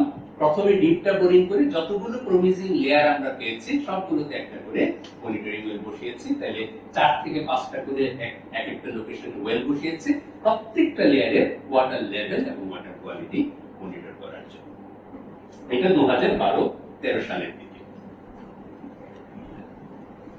এইগুলা ফিল্ডের অ্যাক্টিভিটি, সেই সময় যে ওয়েলগুলো বসানোর পর ওয়াটার লেভেল নেওয়া হচ্ছে, বিভিন্ন টেস্ট করা হচ্ছে, ফিল্ড অ্যাক্টিভিটিস। তারপর আমরা কোস্টাল বেল্ট দিয়ে শুরু করলাম। তারপর ধীরে ধীরে আমরা রিসেন্টলি একটা প্রজেক্টের আন্ডারে গত 19-20 সালে আমরা সারা বাংলাদেশে ক্লাস্টার বেল্টটাকে এক্সপান্ড করলাম। তাহলে এখন বাংলাদেশের 110টা লোকেশনে, প্রত্যেকটা লোকেশনে 4টা করে ওয়েল বসানো হয়েছে, হাইস্ট 350 মিটার গভীরতা। তাহলে এখন আমরা পুরো বাংলাদেশেরই ডেপথ ওয়াইজ ওয়াটার লেভেল এবং ওয়াটার কোয়ালিটি কি অবস্থা বা কি পরিবর্তন হবে বা হচ্ছে, এটা আমরা এই ক্লাস্টার ওয়েল দিয়ে মনিটর করতে পারব। সর্বশেষ ডেভেলপমেন্ট এই ওয়ার্ল্ড ব্যাংকের প্রজেক্টের আন্ডারে আমাদের এই যে প্রায় 2222টা ওয়েল আছে, তার কিছু নষ্ট থাকে ওয়েল আছে, তার মধ্যে 905টা ওয়েল সবগুলো ক্লাস্টার ওয়েল এবং বাকিগুলো শ্যালো ওয়েল। 905টা ওয়েলে আমরা ডাটা লগার বসিয়েছি গত 2 বছরে ডাটা লগার বসিয়েছি, এবং এই ডাটা লগারের মাধ্যমে আমরা প্রতি ঘন্টার ওয়াটার লেভেল, টেম্পারেচার এবং 300টা লোকেশনে আমরা স্যালাইনিটি, ইলেকট্রিক কন্ডাক্টিভিটিটা মনিটর করছি আওয়ারলি বেসিস। আগে সপ্তাহে একবার ম্যানুয়ালি মেজার করতাম ওয়াটার লেভেল, এখন হচ্ছে আমরা এই 905টাতে ঘন্টায় একটা করে ডাটা নিচ্ছি। প্রতি সেকেন্ডে ডাটা নেওয়াতে সেটা গ্রাউন্ড ওয়াটারের ক্ষেত্রে প্রয়োজন নাই, আমরা 1 ঘন্টা ইন্টারভ্যালে ডেটা নিচ্ছি এবং স্যালাইনিটি, ইলেকট্রিক কন্ডাক্টিভিটি ডেটা নিচ্ছি। মোটামুটি 2 বছরের ডেটা অলরেডি আমরা এই অটোমেটেড সিস্টেম থেকে পেয়ে গেছি। এবং এটা শুধু ডাটা লগারই বসানো হয় নাই, এটার সঙ্গে টেলিমেট্রি যোগ করা হয়েছে, অর্থাৎ ডেটাটা সরাসরি আমাদের সার্ভারে চলে আসে। আমি যদি এখন ল্যাপটপে অন করি, আমি এখন এই 905টা লোকেশনের ওয়াটার লেভেল, টেম্পারেচার এবং স্যালাইনিটি রিয়েল টাইম ডেটা দেখতে পাবো। তো এটা আমাদের অ্যাচিভমেন্ট। কিন্তু এগুলোর চ্যালেঞ্জ আছে, এগুলোকে টিকিয়ে রাখা বা মেনটেন করার জন্য অনেক সাপোর্ট লাগে, সিনসিয়ারিটি লাগে, কাজেই ম্যানেজমেন্টটা মেনটেন করাটা অনেক চ্যালেঞ্জিং, সেখানে আমাদের কাজ করতে হবে। তো ওয়াটার লেভেল ডাটা আমরা কিভাবে কালেক্ট করি, ওয়াটার বোর্ড বললাম, তো এটার সিগনিফিকেন্স কি মতিন স্যার দেখিয়েছেন। এই ডেটাগুলো আছে বলেই, এই 50 বছরের ডেটাগুলো আছে বলেই আমরা বলতে পারছি কোথায় কি অবস্থা। আমাদের ডক্টর শামস পরবর্তীতে বেঙ্গল ওয়াটার মেশিন নিয়ে কথা বলবে, কিন্তু বেঙ্গল ওয়াটার মেশিনের আইডিয়াটাই এসেছে এই ডেটা থেকে, এই ডেটাগুলো ট্রেন্ড থেকে। তাহলে মতিন স্যার দেখিয়েছে যে যেমন ধরো বাংলাদেশের অনেক এলাকা আছে ড্রাই পিরিয়ডে ওয়াটার লেভেল যে নেমে যাচ্ছে, ড্রাই ইরিগেশন পিরিয়ডে ওয়াটার লেভেল নেমে যাচ্ছে, আবার বলছি এটা আগের লেভেলে ফিরে আসে। তাহলে এইসব এলাকাতে এখনো আমরা বলতে পারি অ্যাবস্ট্রাকশনটা রিচার্জের চাইতে কম হচ্ছে, যার জন্য মনসুনে এটা আবার স্ট্যাটিক লেভেলে ফিরে আসে।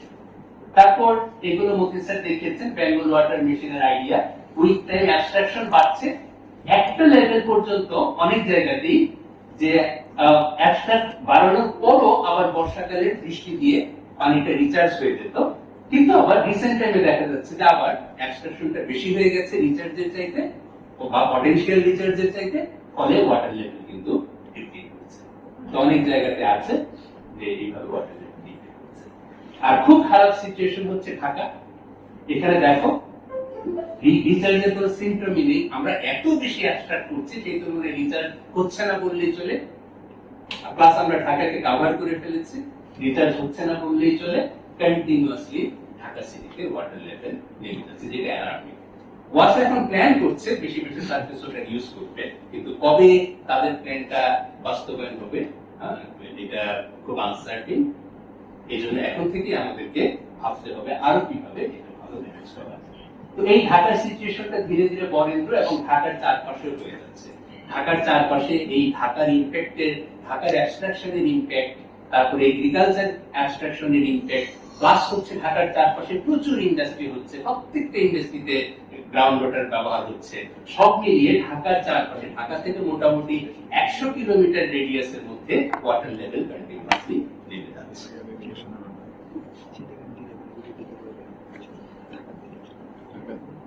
এগুলো কিছু আপডেট ডাটা যেগুলো বেঙ্গল ওয়াটার মেশিনে অ্যানালাইসিস করা হয়েছে।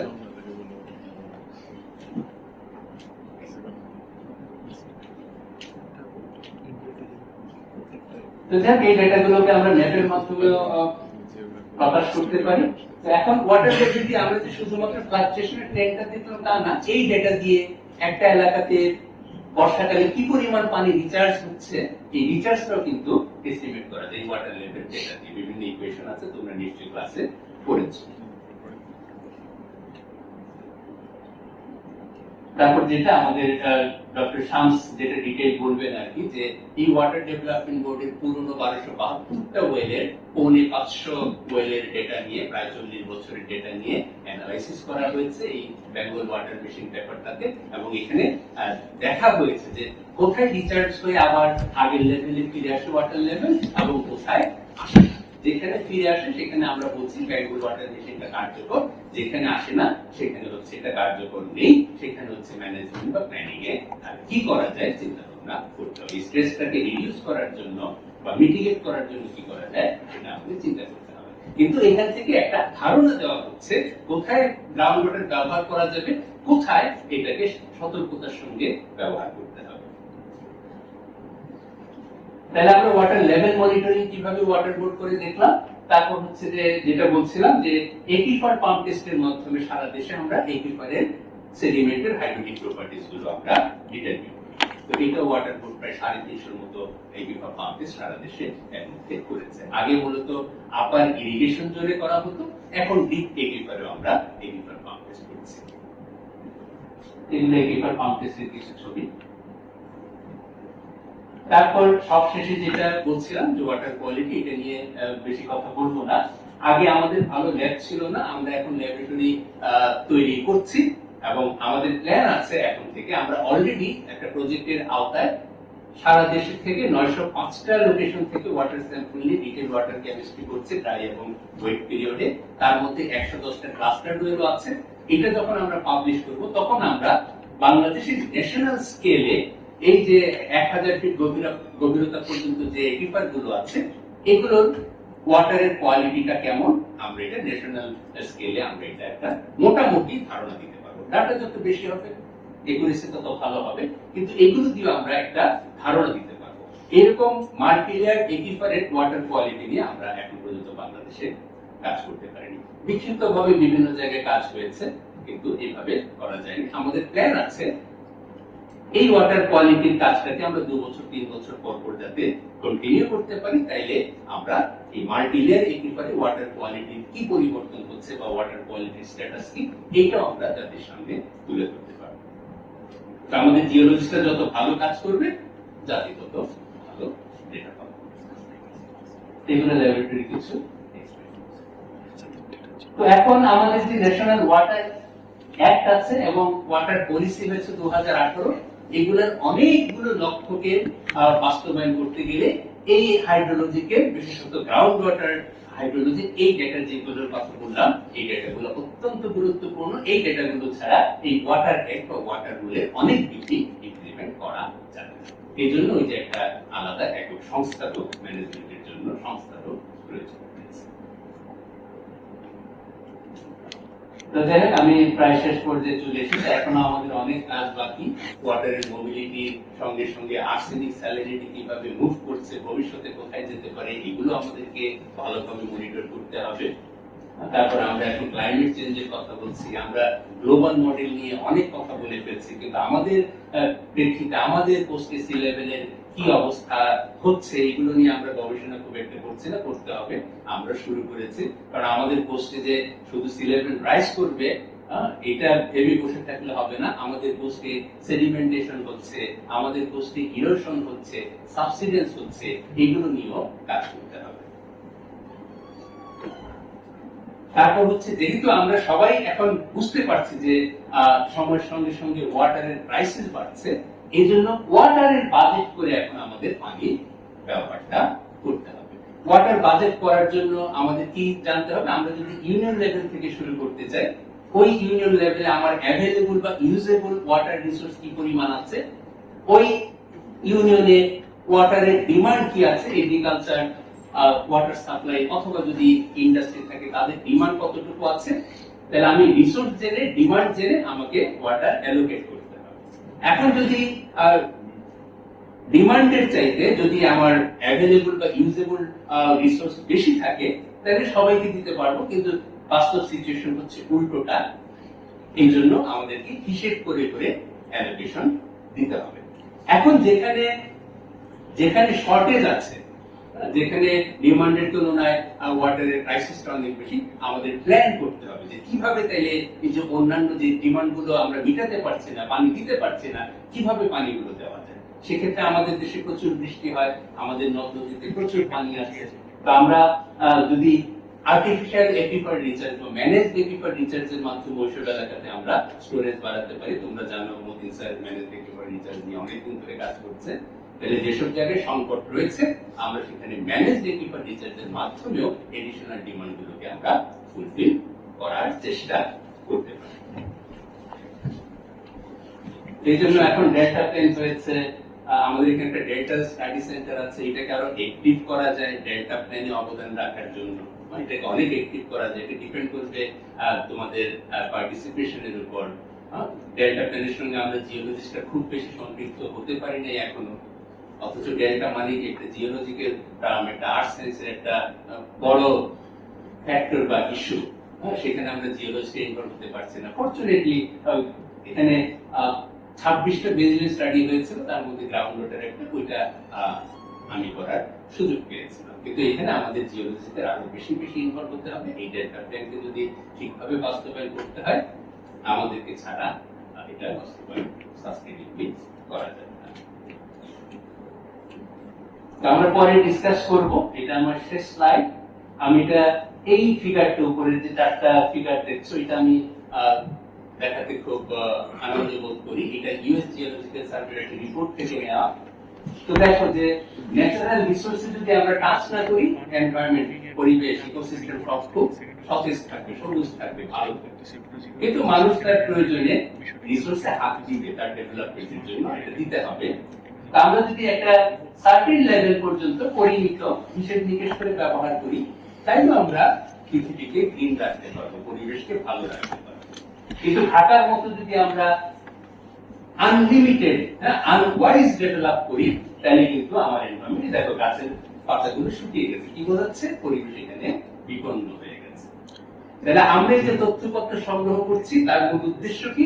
এইগুলোকে অ্যানালাইসিস করে এমন একটা পর্যায়ে রাখা, যাতে এই সিচুয়েশনটাকে আমরা আবার একটা সহনশীল অবস্থায় এনে আবার পরিবেশকে আমরা রক্ষা করতে পারি। তাহলে আমাদের এই মনিটরিং এর মূল উদ্দেশ্যই হচ্ছে পরিবেশকে বিপর্যয় থেকে রক্ষা করা। সবাইকে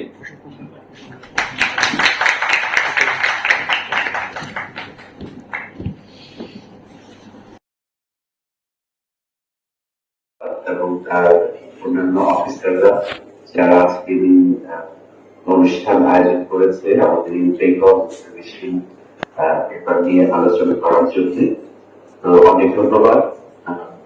So thank you all for joining this symposium today. I'm Mohammad Shamsudduha and you can call me Sham or Dr. Shams. I'm currently an associate professor in humanitarian science at University College London, and my department is Institute for Risk and Disaster Reduction. We call it OSHA. And I was a student and graduated some time ago. I finished my undergraduate degree in 1998 and my MSc degree in 2001. So it's been nearly 20 years. I was in Dhaka University department as a student. So I'm very, very pleased to be with you all who are studying geology in the same department.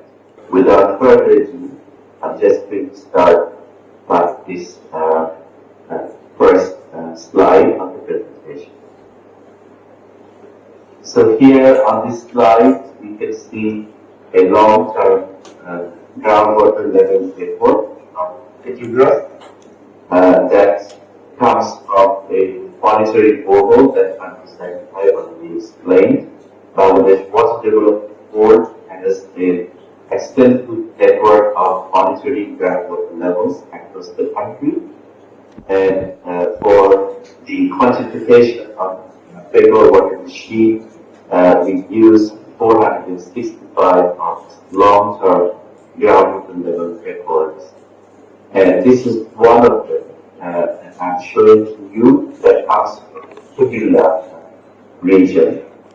And you can see that this is monthly groundwater level. Of course, we converted from weekly manually measured groundwater levels to show you that how groundwater levels move up and down every year, and what is the trend in the long-term patterns in the groundwater levels.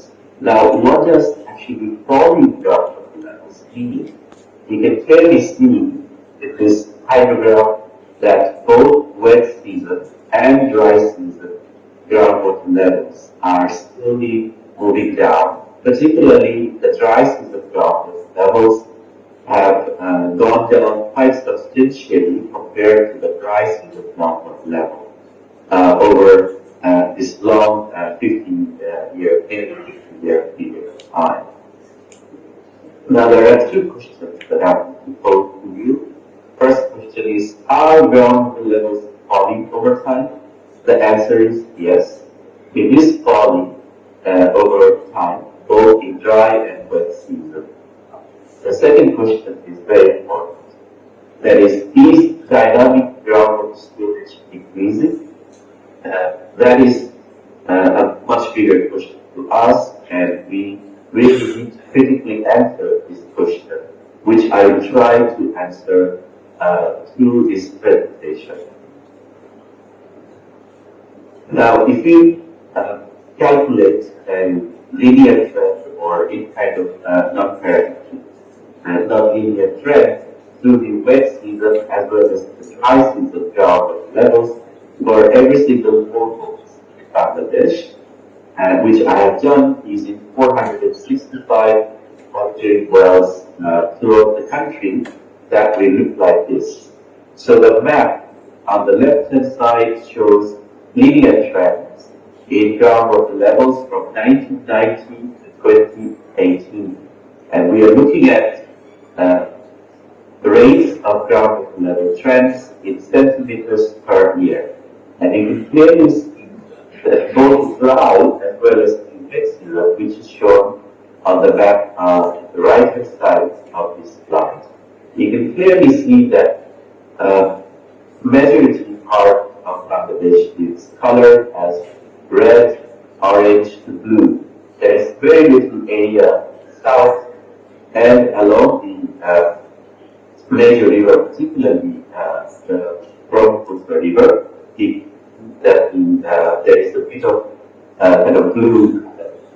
So that basically means if you take groundwater levels, long-term groundwater levels, if you fit linear trends to the dry season water levels or to the wet season water levels, it's basically going to tell us that shallow groundwater, so the shallow and less than 100 meters below ground level, majority of the Bangladesh Water Development Board shallow monitoring are quite shallow. The median depth is around 35 meters below ground, so they're really, really shallow. Only looking at the changes in water level in the shallow systems. Now you can clearly see that both dry season and wet season water levels are falling throughout the country. As I said, except the coastal region and a little bit of area around Brahmaputra region where groundwater levels are slightly rising.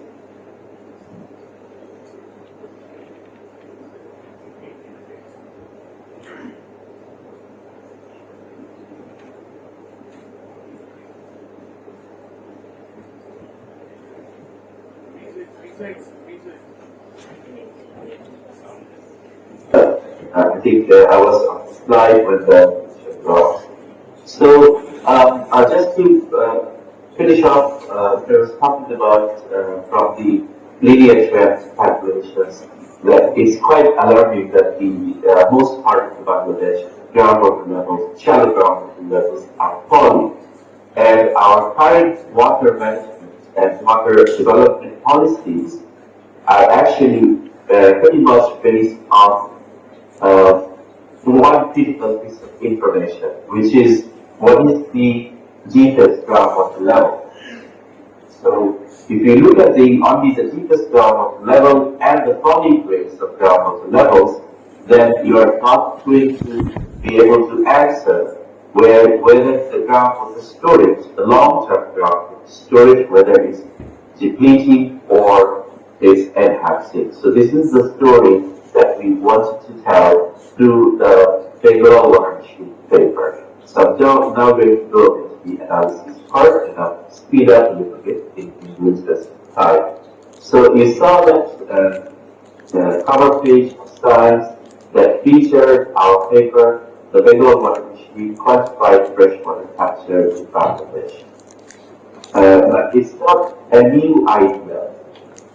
There was a paper published in Science back in 1935 under the title The Ganges Water Machine, where two visionary scientists, Roger Rebel and Pankaj Chalia from India, published this paper in Science back in 1975, and they proposed a conceptual model, and they basically say that the Ganges River gets flooded every year because of heavy monsoon rainfall.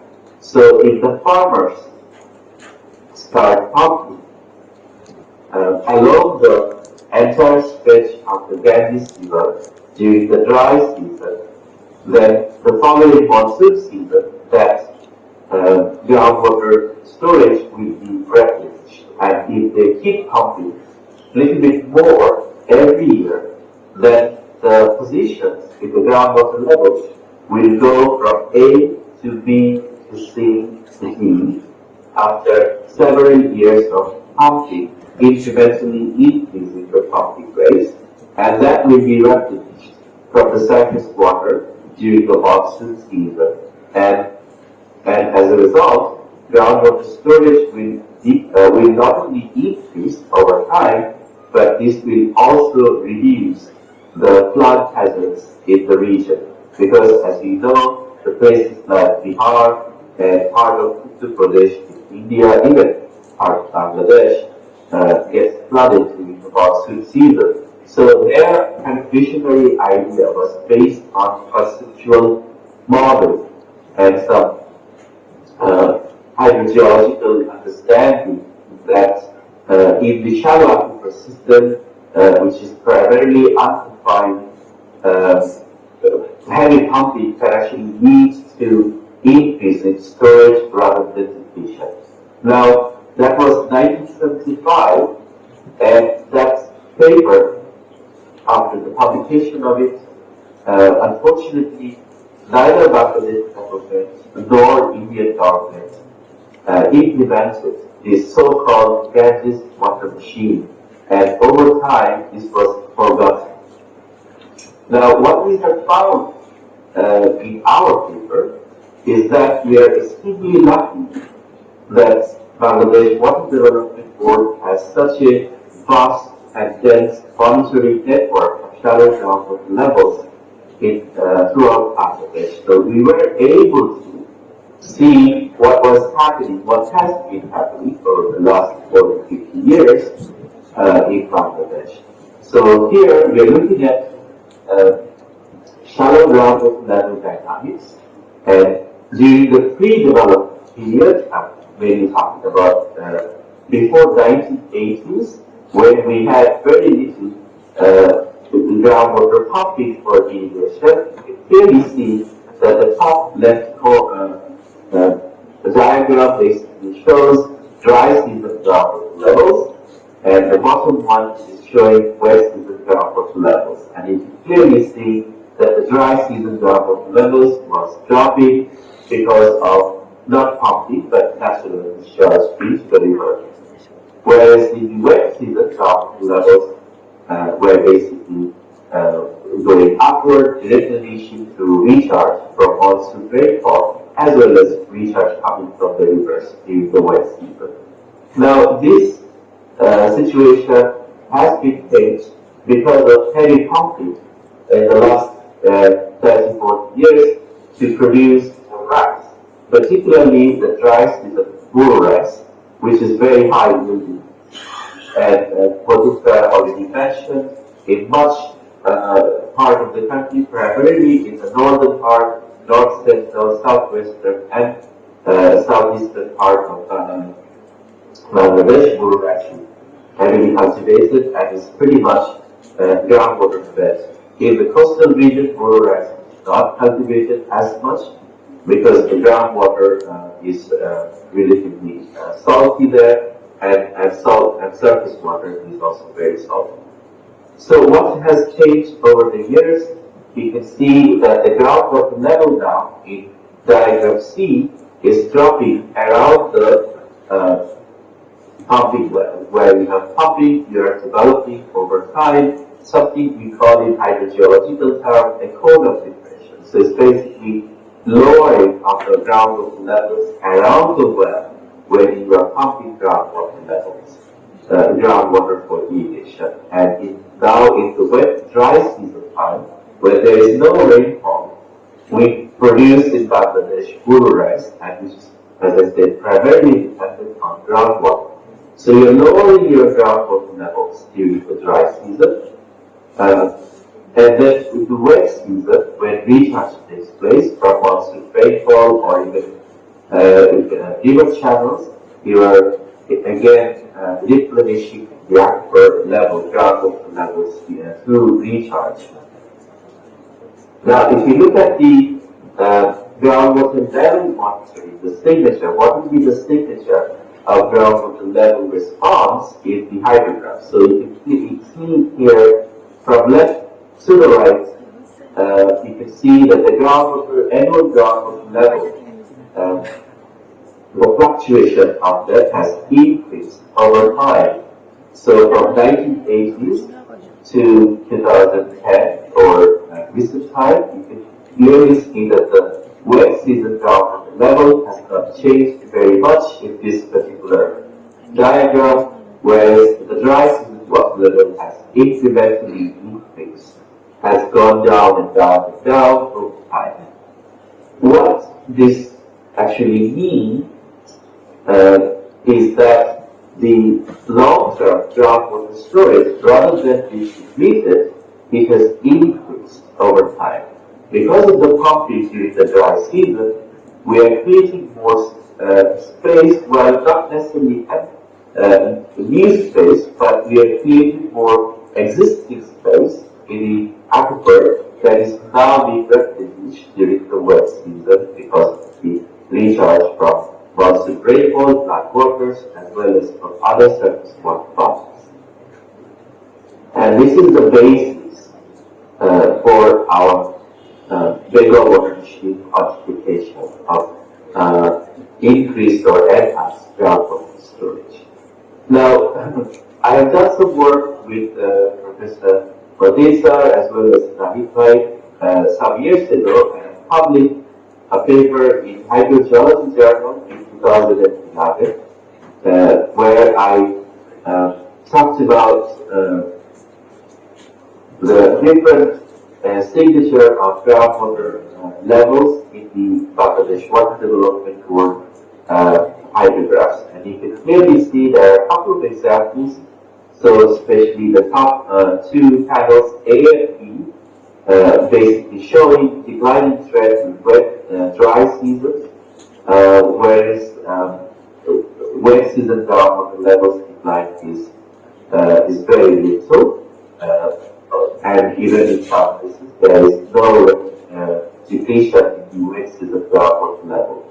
Whereas the panel C is a situation that I and Matissa already mentioned, heavy pumping around capacity because of municipal and industrial water supply, where you can see that the both dry and wet season groundwater levels are now declining very rapidly, suggesting that actually the groundwater storage is also declining over time.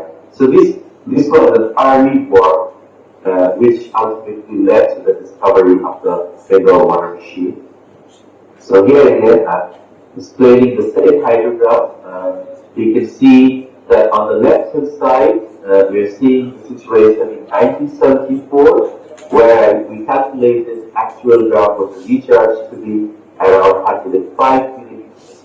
Whereas the same monitoring plan, you can see in 2006, the actual recharge has increased dramatically, more than double, which was 207 millimeters. So this increase in the actual groundwater recharge was possible because of the natural recharge plus the induced groundwater recharge that has been possible because of the lowering of dry season groundwater levels through pumping mainly for irrigation during the dry season. And this enhanced groundwater recharge is what we call the Bengal Water Machine. Now, Zahid already showed the network of groundwater monitoring system in Bangladesh. I'm not going to spend too much time, but just to highlight that there are 1,200 plus monitoring boreholes, and for this particular study, we used 465 long-term hydrographs, and they are located all over the country, so they are kind of representatives of the groundwater level monitoring across the whole country, capturing various different kind of environments. And they are basically very shallow, so the median depth is 29 meters below groundwater level, and the median data period of these 465 boreholes is 43 years. And we particularly chosen these 465 boreholes because the data is very continuous, and the missing percentage missing values, missing data in the time series is 6.7% on an average. So they are the kind of best long-term continuous monitoring records available within the Bangladesh Water Development Board database. I'm now going to show you a number of hydrographs representing the situation that we call the operation of the Bengal Water Machine. So basically, where you can see that the dry season water levels have gone down, whereas the wet season water levels have slightly gone down compared to the dry season water level. But overall, you see an increase in the fluctuation in groundwater level, what we use to calculate groundwater storage or groundwater recharge by applying a method called water table fluctuation. Now, in the interest of time, I'm not going to go into detail about the method. It's a very simple method that is used to estimate groundwater recharge, particularly in unconfined groundwater system. So this particular borehole is from Jamalpur, where you can see a clear signature of increased fluctuation, suggesting increased groundwater storage over time. The second example is very dramatic. It comes from Irrigation, where you can see that the dry season water level has water levels have gone down substantially over the last 4 years. This is an example from Rajshahi, where even though it's part of the marine track system, where you can clearly see an increase in groundwater fluctuation, suggesting an increase in groundwater storage or groundwater recharge over time. This is an example from Hamda, similar trend. This is an example from Kushtia, similar trend, except in the recent year, we like there is an increase. That may be because of the changes in irrigation system or even crop patterns, which we need to confirm. This is an example from Joshua, very similar with the hydrograph, and this is an example from also from Biden Singh. This is particularly from Anwar Zahid region, where this is the typical hydrograph we call representative of the Bengal Water Machine, which we use in our science paper. So this one is clearly showing that the dry season groundwater levels have gone down incrementally by 5 or 6 meters over the last 40 years' time. And you can also clearly see in the figure on the bottom left side in color, where you can see that the blue levels have gone down to red, particularly in the dry season, so around March, April, and May time.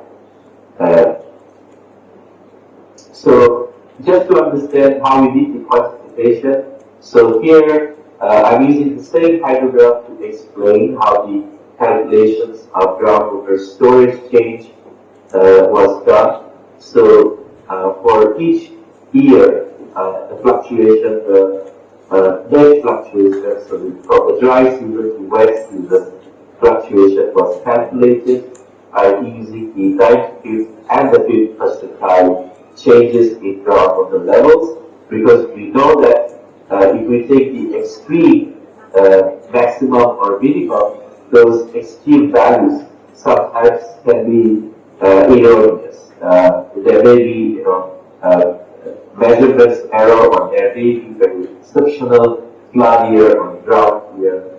It can lead to overestimation of groundwater storage. So in order to avoid that, we only use the fluctuations between 95th and the 5th percentile for each year.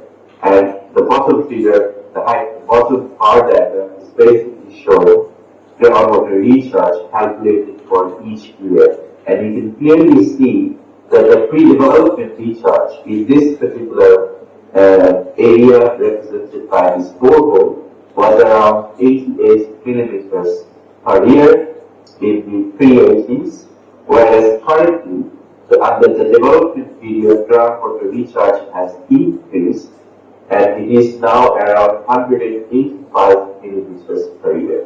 So you can clearly see that 100 millimeters of recharge has increased because of the combination of pumping during the dry season that enabled enhanced recharge from the monsoon rainfall as well as from flood water and other surface water bodies. So this is an example where we can clearly see that deepening or declining in dry season groundwater levels doesn't necessarily mean storage loss or long-time storage depletion. It means the opposite. So instead of losing groundwater storage, we have gained more than 100 millimeters or nearly 100 millimeters of recharge in the recent time as a result of human-induced pumping, leading to the operation of this great Bengal Water Machine. So this was done across all of the 153 hydrographs where we have identified this type of response. Now, out of 465, not all of them have shown the same signature of enhanced groundwater recharge. About 25% of those 465 have actually shown real depletion, and these are located in the high burning region as well as around Dhaka city, where we see unsustainable obstruction of groundwater levels. So Bengal Water Machine has got work everywhere in the country, which is shown by these two maps, basically showing where we have seen accumulated recharge, so enhanced cumulative recharge over the last 30-year or 40-year period from 1988 to 2018. Volumetrically, we have calculated that we have gained about 75 to 90 cubic kilometers extra groundwater because of the operation of Kazi Water Machine, of the Bengal Water Machine.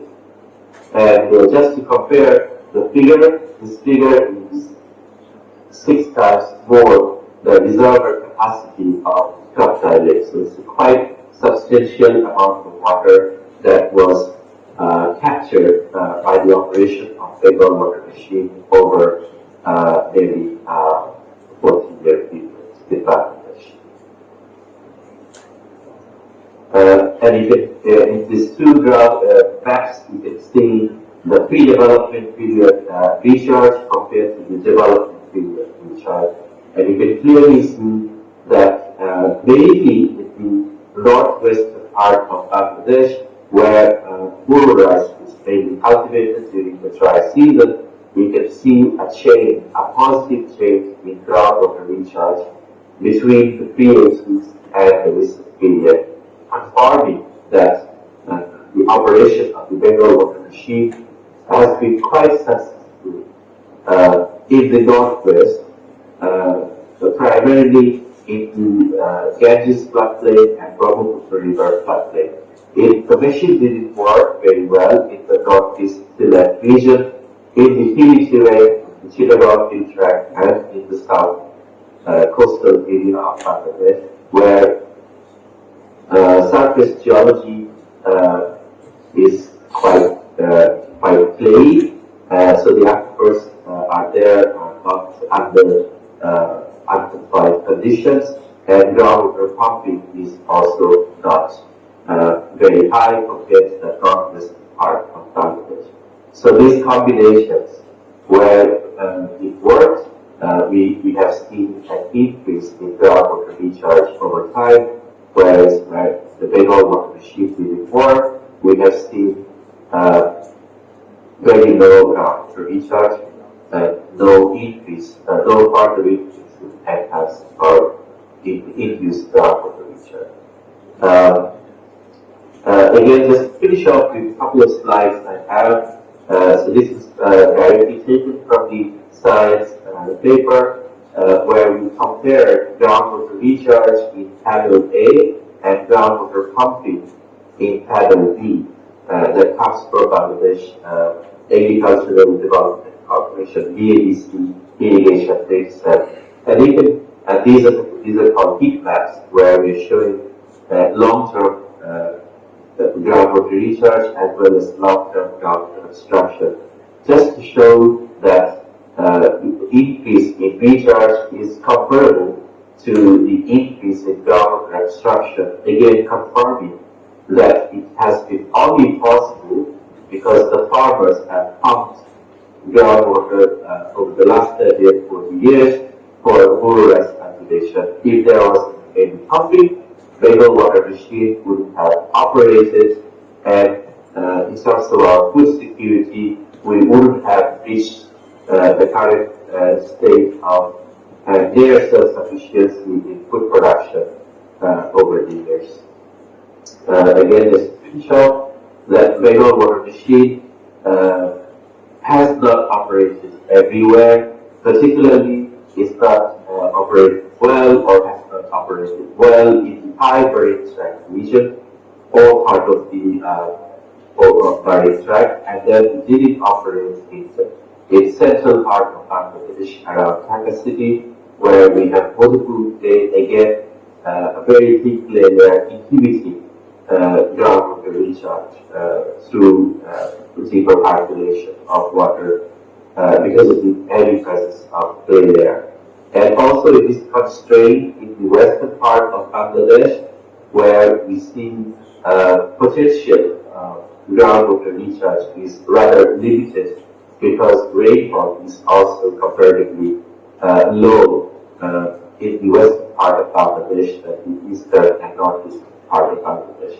So these are the things we need to really take into serious consideration to suggest where in future Bengal Water Machine can work, and where we should encourage, and where it didn't work, we must be careful about not suggesting any further development of groundwater in the future. I think Modi sir has already shown this figure that over time in Bangladesh, the area under cultivation has not changed. It has remained constant, as it is shown in the yellow shaded region in the graph, whereas you can see the production and yield both has increased as a combination of more groundwater use of fertilizer, use of high-yielding varieties, a combination of all of that.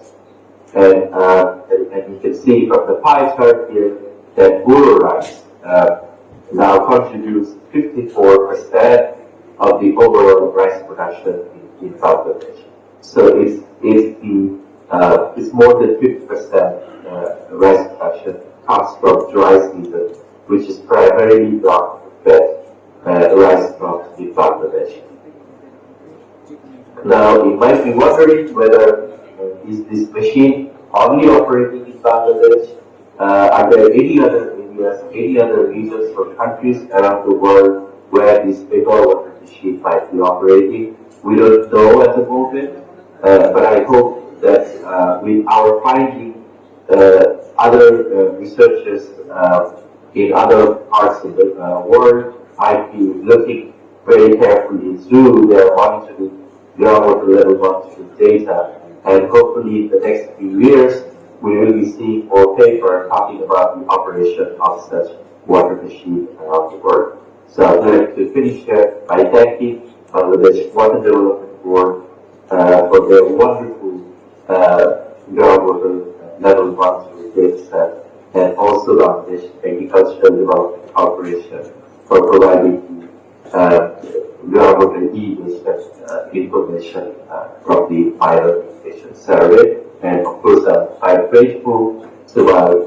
my colleagues, my co-authors, and I'm very proud of all the achievements. So I'm going to stop here and take any questions we may have. So thank you very much.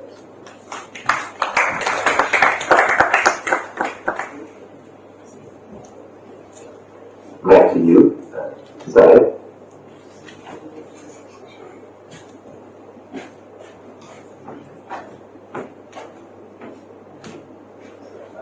Thank you for your presentation, sir. It was very insightful.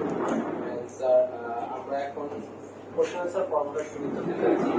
তো সবার যা যা প্রশ্ন আছে তোমরা সবাই প্রশ্নগুলো করো আগে। থ্যাংক ইউ স্যার, আপনারা যে প্রেজেন্টেশনগুলো দিয়েছেন স্যার সেগুলো আমাদের জন্য অনেক বেশি ইনসাইটফুল ছিল। তো আমি মনে করি আমাদের যারা এখানে উপস্থিত হয়েছে তো তাদের কিছুটা অনেক বেশি আসলে এই জিনিসগুলো সম্পর্কে অনেক বেশি তারা জানতে পারলো আজকে। এবং আমি আর সময় ক্ষেপণ না করে সরাসরি কোশ্চেন আনসার পর্বে চলে যাবো। তার আগে আমি আমার অতিথিদেরকে আমি আহ্বান জানাচ্ছি মঞ্চে এসে তাদের আসন গ্রহণ করার জন্য। স্যার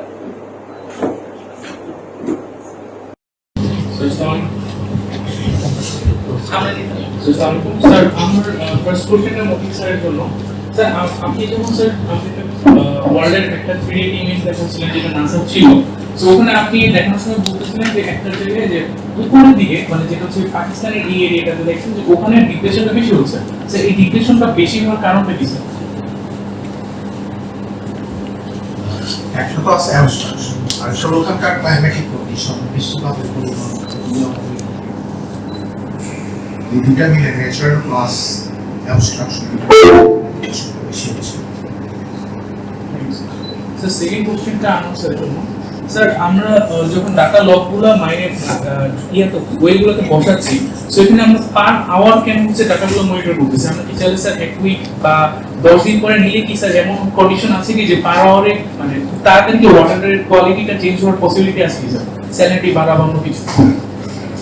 আচ্ছা, এখন আমরা যদি একটু ঘন ঘন ডেটা নিই, সুবিধাটাকে আমাদের কোস্টাল বেল্টে হাইটেড লো টাইডের একটা ইমপ্যাক্ট গ্রাউন্ড ওয়াটার লেভেলের উপর আছে। একটা মেকানিক্যাল স্ট্রেস বলি, তাহলে এখন আমার হাইটেড লো টাইডের পার্থক্যটা 6 ঘন্টা পর পর চেঞ্জ হচ্ছে। আমি যদি ঘন্টার ডেটাটা নিই তাহলে আমার এই যে tidal impact, not only coastal বেল্টে টাইডাল ইমপ্যাক্টটা কিন্তু 19 কোস্টাল ডিস্ট্রিক্টে আমরা ধরে নিচে আছে। তাহলে এই হাইটাইড এবং লো টাইডের ইমপ্যাক্টটা গ্রাউন্ড ওয়াটারের ট্রান্সমিশন ক্ষেত্রে কি হচ্ছে এইটা আমরা মনিটর করতে পারি। আমরা বললাম যে লগারগুলোর ক্যাপাসিটি তো 1 সেকেন্ডে ডাটা নিতে পারে, সেটা আমরা জানছি না। আমরা 1 ঘন্টা নিলে আমরা এই আর একটু বেশি তথ্য দিলে আমরা একটু বেশি ইমপ্যাক্টগুলোকে মনিটর করতে পারি। Sir thank you sir. Second question sir, multi লেয়ারে কেন স্যার আমরা ওয়াটার কোয়ালিটিটা চেক করতে পারছি না? মাল্টি লেয়ারের জন্য স্যার, মাল্টি লেয়ারের জন্য স্যার। স্যার ওখানে কেন স্যার আমরা ওয়াটারের কোয়ালিটিটা কেন চেক করতে পারতেছি? আপনি যে বলেন 2 বছর বা 3 বছরের মধ্যে আমরা এটা নিয়ে কাজ করব না, আগে করা যায় না। আগে আমাদের তো মাল্টি লেয়ার মনিটরিং ছিল না, ক্লাস্টার যেটা বলছি যে 1000 ফিট ডেপথ পর্যন্ত সে আমরা 4টা পটেনশিয়াল একিপমেন্ট পেলাম। তাহলে 4টা লেয়ারে আমরা 4টা ওয়েল দিলাম, একটা হয়তো 50 মিটার, একটা 100 মিটার, 200 মিটার, 300 মিটার। তো এটা আমাদের আগে ছিল না। আগে যে 1272টা 60 ইয়ার্স ওল্ড আমরা বলছি, এগুলো সব হচ্ছে খুব শ্যালো, কারণ একসময় আমরা শ্যালো গ্রাউন্ড ওয়াটারে আর্সেনিক আসার আগে ড্রিঙ্কিং পারপাস ইউজ করতাম, ইরিগেশনে এখনো করি। মানে আমাদের মাল্টি লেয়ার এই পিজোমিটার ছিল না, এটা বসানো হয়েছে 2 বছর হয়। আমরা ড্রাই এবং ওয়েট পিরিয়ডের একটা করে স্যাম্পল কালেক্ট করেছি অ্যানালাইসিস প্রেসেশন থেকে। এখন এটাকে আমরা বেসলাইন করে আমরা যদি ফিউচারে হয়তো প্রতি বছর এত স্যাম্পল কালেক্ট করে অ্যানালাইসিস করাটা টাফ হবে, বাজেটের একটা বিষয় থাকে, তাহলে 2 বছর 3 বছর পর পর যদি আমরা মনিটর করতে পারি, এই এখনকার ডেটাটাকে বেসলাইন ধরে যদি করি, তাহলে আমরা পরিবর্তিত দেখতে পারি। থার্ড কোশ্চেন স্যার, ঢাকার যে ওয়াটার লেভেল এক্সটেনশনের রেটটা ছিল অনেক বেশি, যেখানে রিচার্জের কোনো মানে পসিবিলিটি খুব কমে যাচ্ছে। তো আমরা যে খুব বেশি ওয়াটারটা এক্সট্রাক্ট করে ফেলতেছি, সেক্ষেত্রে স্যার একটা ভয়েড হওয়ার সম্ভাবনা হচ্ছে না? সেখানে স্যার মানে ওয়াটার বোর্ডটা কি স্যার হেজারফুল কি কনসার্ন? ওয়াটার বোর্ড সাবসিডিজটা দেখছেন না, কিন্তু আমাদের জিওলজি ডিপার্টমেন্ট আমাদের স্যারেরা ইনভলভ আছেন যে ওয়াটার লেভেল নেমে যাওয়ার জন্য কি ধরনের সাবসিডিজ হচ্ছে। তো আমাদের হচ্ছে যে তুমি যে কলাপসের আশঙ্কা কথা হয়তো বলছো, সবকিছু ডিপেন্ড করে হাইড্রোজিওলজিক্যাল কন্ডিশনের উপর বা একুইফারের সেডিমেন্টের টাইপটা কি। আমাদের এখানে হচ্ছে আনকনসলিডেটেড অথবা লুজলি কনসলিডেটেড স্যান্ডের ভিতরে ফোর স্পেসের পানিটা থাকে। তো ফোর স্পেস থেকে যখন পানিটা সরে যায়, স্যান্ডের ফোর থেকে যখন পানিটা সরে যায়, স্যান্ডটা কিন্তু খুব সুন্দর সেটেল করে যায়। তো এখানে বড় ধরনের কলাপসের সম্ভাবনাটা কম থাকে। এখানে সাবসিডেন্সের কিছু মনিটরিং আছে জিপিএস এর মাধ্যমে, সেটা ঢাকার ক্ষেত্রে হয়তো কয়েক মিলিমিটার, আর বাংলাদেশের কন্ডিশনে ফ্র্যাকশন অফ মিলিমিটার। তো মিলিমিটার স্কেলে সাবসিডেন্সটা এটা হয়তো আমাদের জন্য ভয়ের কারণ না। ভয়ের কারণ হচ্ছে যেখানে কার্স্টিক বা টাস্ক একেবারের মধ্যে হার্ড রকের মধ্যে, স্ট্রাকচারের মধ্যে, ফিশারের মধ্যে পানি থাকে, ওটা হচ্ছে ধরো একটা বড় টানেলের মতো একটা শেপ, সেখানে পানি আছে। পানিটা যখন সরে যায় তখন কিন্তু পুরো ভয়েড হয়ে যায়। তখন যদি ওভারবার্ডিং প্রেশারটা বাড়তে থাকে, সেখানে লার্জ স্কেলে কলাপস হতে পারে। ঢাকার ক্ষেত্রে আশঙ্কাটা কম, কিন্তু মনিটরিং হচ্ছে, স্টাডি হচ্ছে। Thank you. আদার কোনো প্রশ্ন রয়েছে? আদাব স্যার। স্যার আমার প্রশ্ন ছিল স্যার, স্যার আমাদের সিলেটে রিসেন্টলি খুব দেখা যাচ্ছে বন্যা বা ফ্লাডটা স্যার খুব বেশি হচ্ছে, যেটা হলো গিয়ে আমাদের আসামে যে এক্সট্রিম ফ্লাডটা হয়, সেখান থেকে হলো গিয়ে ওয়াটারটা এখানে এসে আমাদের সিলেট এরিয়াটাকে হলো গিয়ে ফ্লাডেড করে দিচ্ছে। তো আমার প্রশ্নটা হলো স্যার, আমরা যদি উইন্টারের সময় মানে পুরোটা ওয়েট সিজনে তো আমার হলো গিয়ে ল্যান্ডগুলো স্যার আমাদের ফ্লাডেড থাকে, আর উইন্টারের সময় স্যার আমাদের কি আমাদের যে ল্যান্ডটা থাকবে তা থেকে গ্রাউন্ড ওয়াটার মানে আমাদের যদি বেশি করে আমরা ডিসচার্জ করি ওয়াটারটাকে ইরিগেশনের মাধ্যমে, তাহলে কি সেটা কি এমন কোনো বেনিফিট দিবে যেটা হলো কি আমার ওয়েট সিজনে হলো কি ফ্লাডটা হতে দিবে না সিলেটে? তুমি বলতে পারো।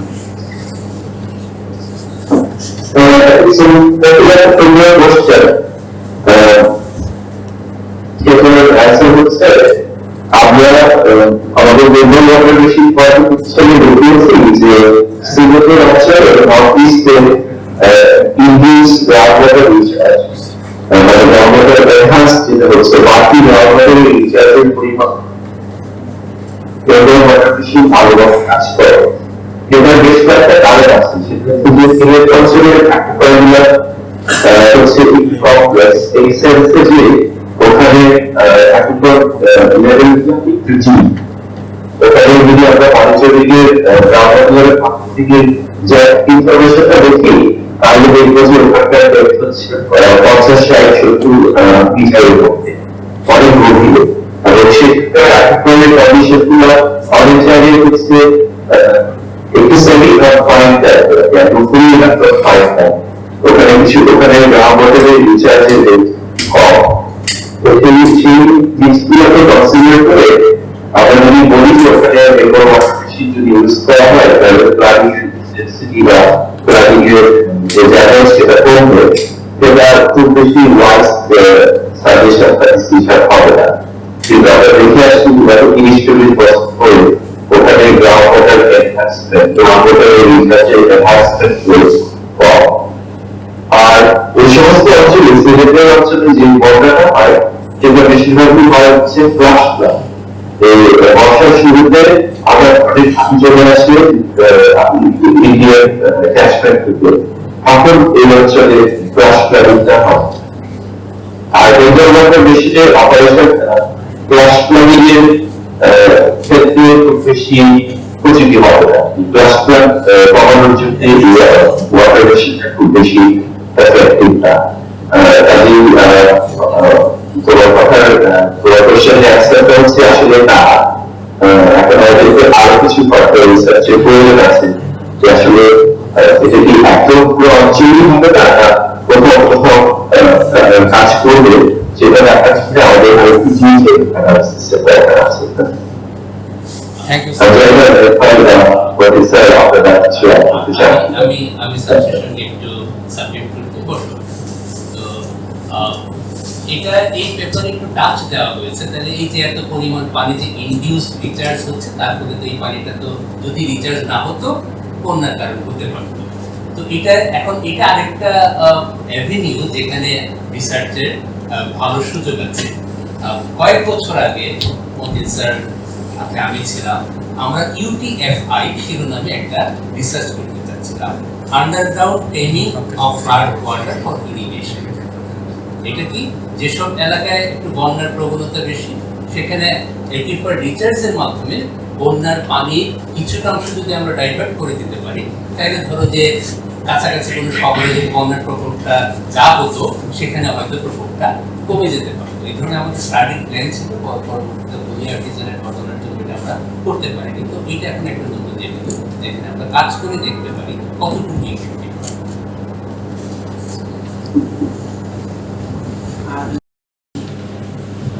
স্যার এই প্রেজেন্টেশনে ছিল যে যখন আমি ক্লোজ টু রিভারে আমি বলে নদী থেকে যখন পাম্প যে ডিরেক্ট পানি তুলতো, তারপর ওরা করলো কি যে পাম্পটা সরবরাহ করার যে ঝামেলাটা এটা কমানোর জন্য তারা আন্ডারগ্রাউন্ড থেকে তোলা শুরু করলো। তো এখানে আমার গ্রাউন্ড ওয়াটারের যে প্রবলেমটা হচ্ছে, কিন্তু স্যার যে আমার যেহেতু রিভারটাতে পানি আছে এবং আমি পানি তোলার সঙ্গে সঙ্গে ওটা কিন্তু রিচার্জ হয়ে যাচ্ছে, এবং যদি আর যে সময়টা আমরা ওরা পাম্পগুলো ইউজ করে সেটা হচ্ছে উইন্টার সিজনে, বিশেষ করে সে সময় নদীতে যেগুলো আমরা সবসময় পানি না থাকে বা কমে যায়, সেক্ষেত্রে তো গ্রাউন্ড ওয়াটার ইউজ করাটা তাদের জন্য বেটার পজিশন হচ্ছে।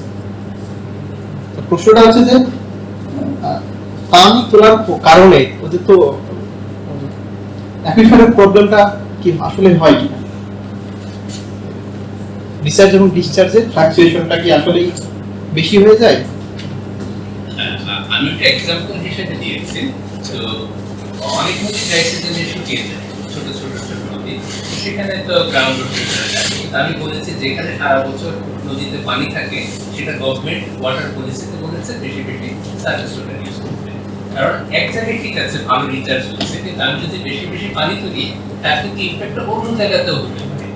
এই জন্য যেহেতু সার্ভিস ওয়াটারটা কি হয়, সার্ফেস ওয়াটারটা আলটিমেটলি রান অফ হয়ে কিছু একটা বড় অংশ ইভাপোরেশন হয়ে অ্যাটমসফিয়ারে চলে যায়, আর আরেকটা অংশ হচ্ছে সমুদ্রের লবণ পানির সঙ্গে মিশে যায়। কাজে আমরা যদি বেশি বেশি সার্ফেস ওয়াটার ব্যবহার করতে পারি, গ্রাউন্ড ওয়াটারের স্ট্রেসটা কিন্তু আমরা কমাতে পারবো। সেটা হচ্ছে উদ্দেশ্য। আচ্ছা, যেটা হচ্ছে কোশ্চেনটা আসলে কোশ্চেন যে ক্লোজ টু রিভারে আমি যদি গ্রাউন্ড ওয়াটারটা তুলি সাথে সাথে তো রিসার্চ হয়ে যাচ্ছে, কারণ যে রিভার ফিট করতেছে আমার সার্ফেসে। ক্লোজ টু রিভার বলতে তো একদম রিভার ব্যাংকের কথা তো বলা হচ্ছে না, কারণ এই নদীর পানিটা তো রিভার ব্যাংকের জমি ছাড়াও আবার কি বলে ক্যানেল করে অনেক ভিতরে নিয়ে যাওয়া যায়। তো এখন রিচার্জ নদীর পারে হচ্ছে কিন্তু অন্য জায়গায় হচ্ছে না। আমি যদি কম গ্রাউন্ড ওয়াটার তুলতাম তাহলে আমার ডিপ্রেশনটা কম হতো, অন্য জায়গায় যে নদীর পারে না আরো হয়তো একটু ইনল্যান্ড এরিয়াতে সেখানে গ্রাউন্ড ওয়াটারটা একটু সেফ পজিশনে। আমার নদীর পারে রিচার্জ হচ্ছে, কিন্তু আমি যদি সার্ভিস ওয়াটারটা বেশি বেশি ব্যবহার করি তাহলে আমার গ্রাউন্ড ওয়াটারের চাপটা কমবে। এটা হচ্ছে বক্তব্য। Thank you sir. Thank you sir.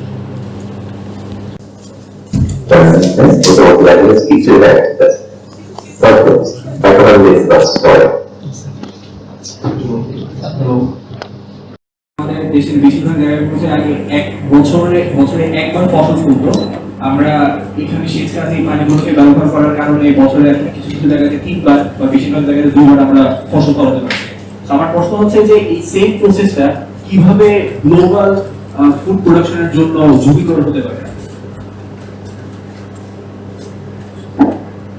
Global G sir, মানে আমি লাইনটা কোট করেছি জার্নাল আর্টিকেল থেকে। এখন আমাদের তো দুটাই পপুলেশন বাড়ছে, ফুড এন্ড ডিমান্ড বসে, ওয়াটার নাই। এখন শুধুমাত্র যে ওয়াটারের বেশি করে ইরিগেশন করলে এটাকে পানি ফুড প্রোডাকশন বাড়ানো যাবে, আমরা কিন্তু যে পরিমাণ পানি কিনি,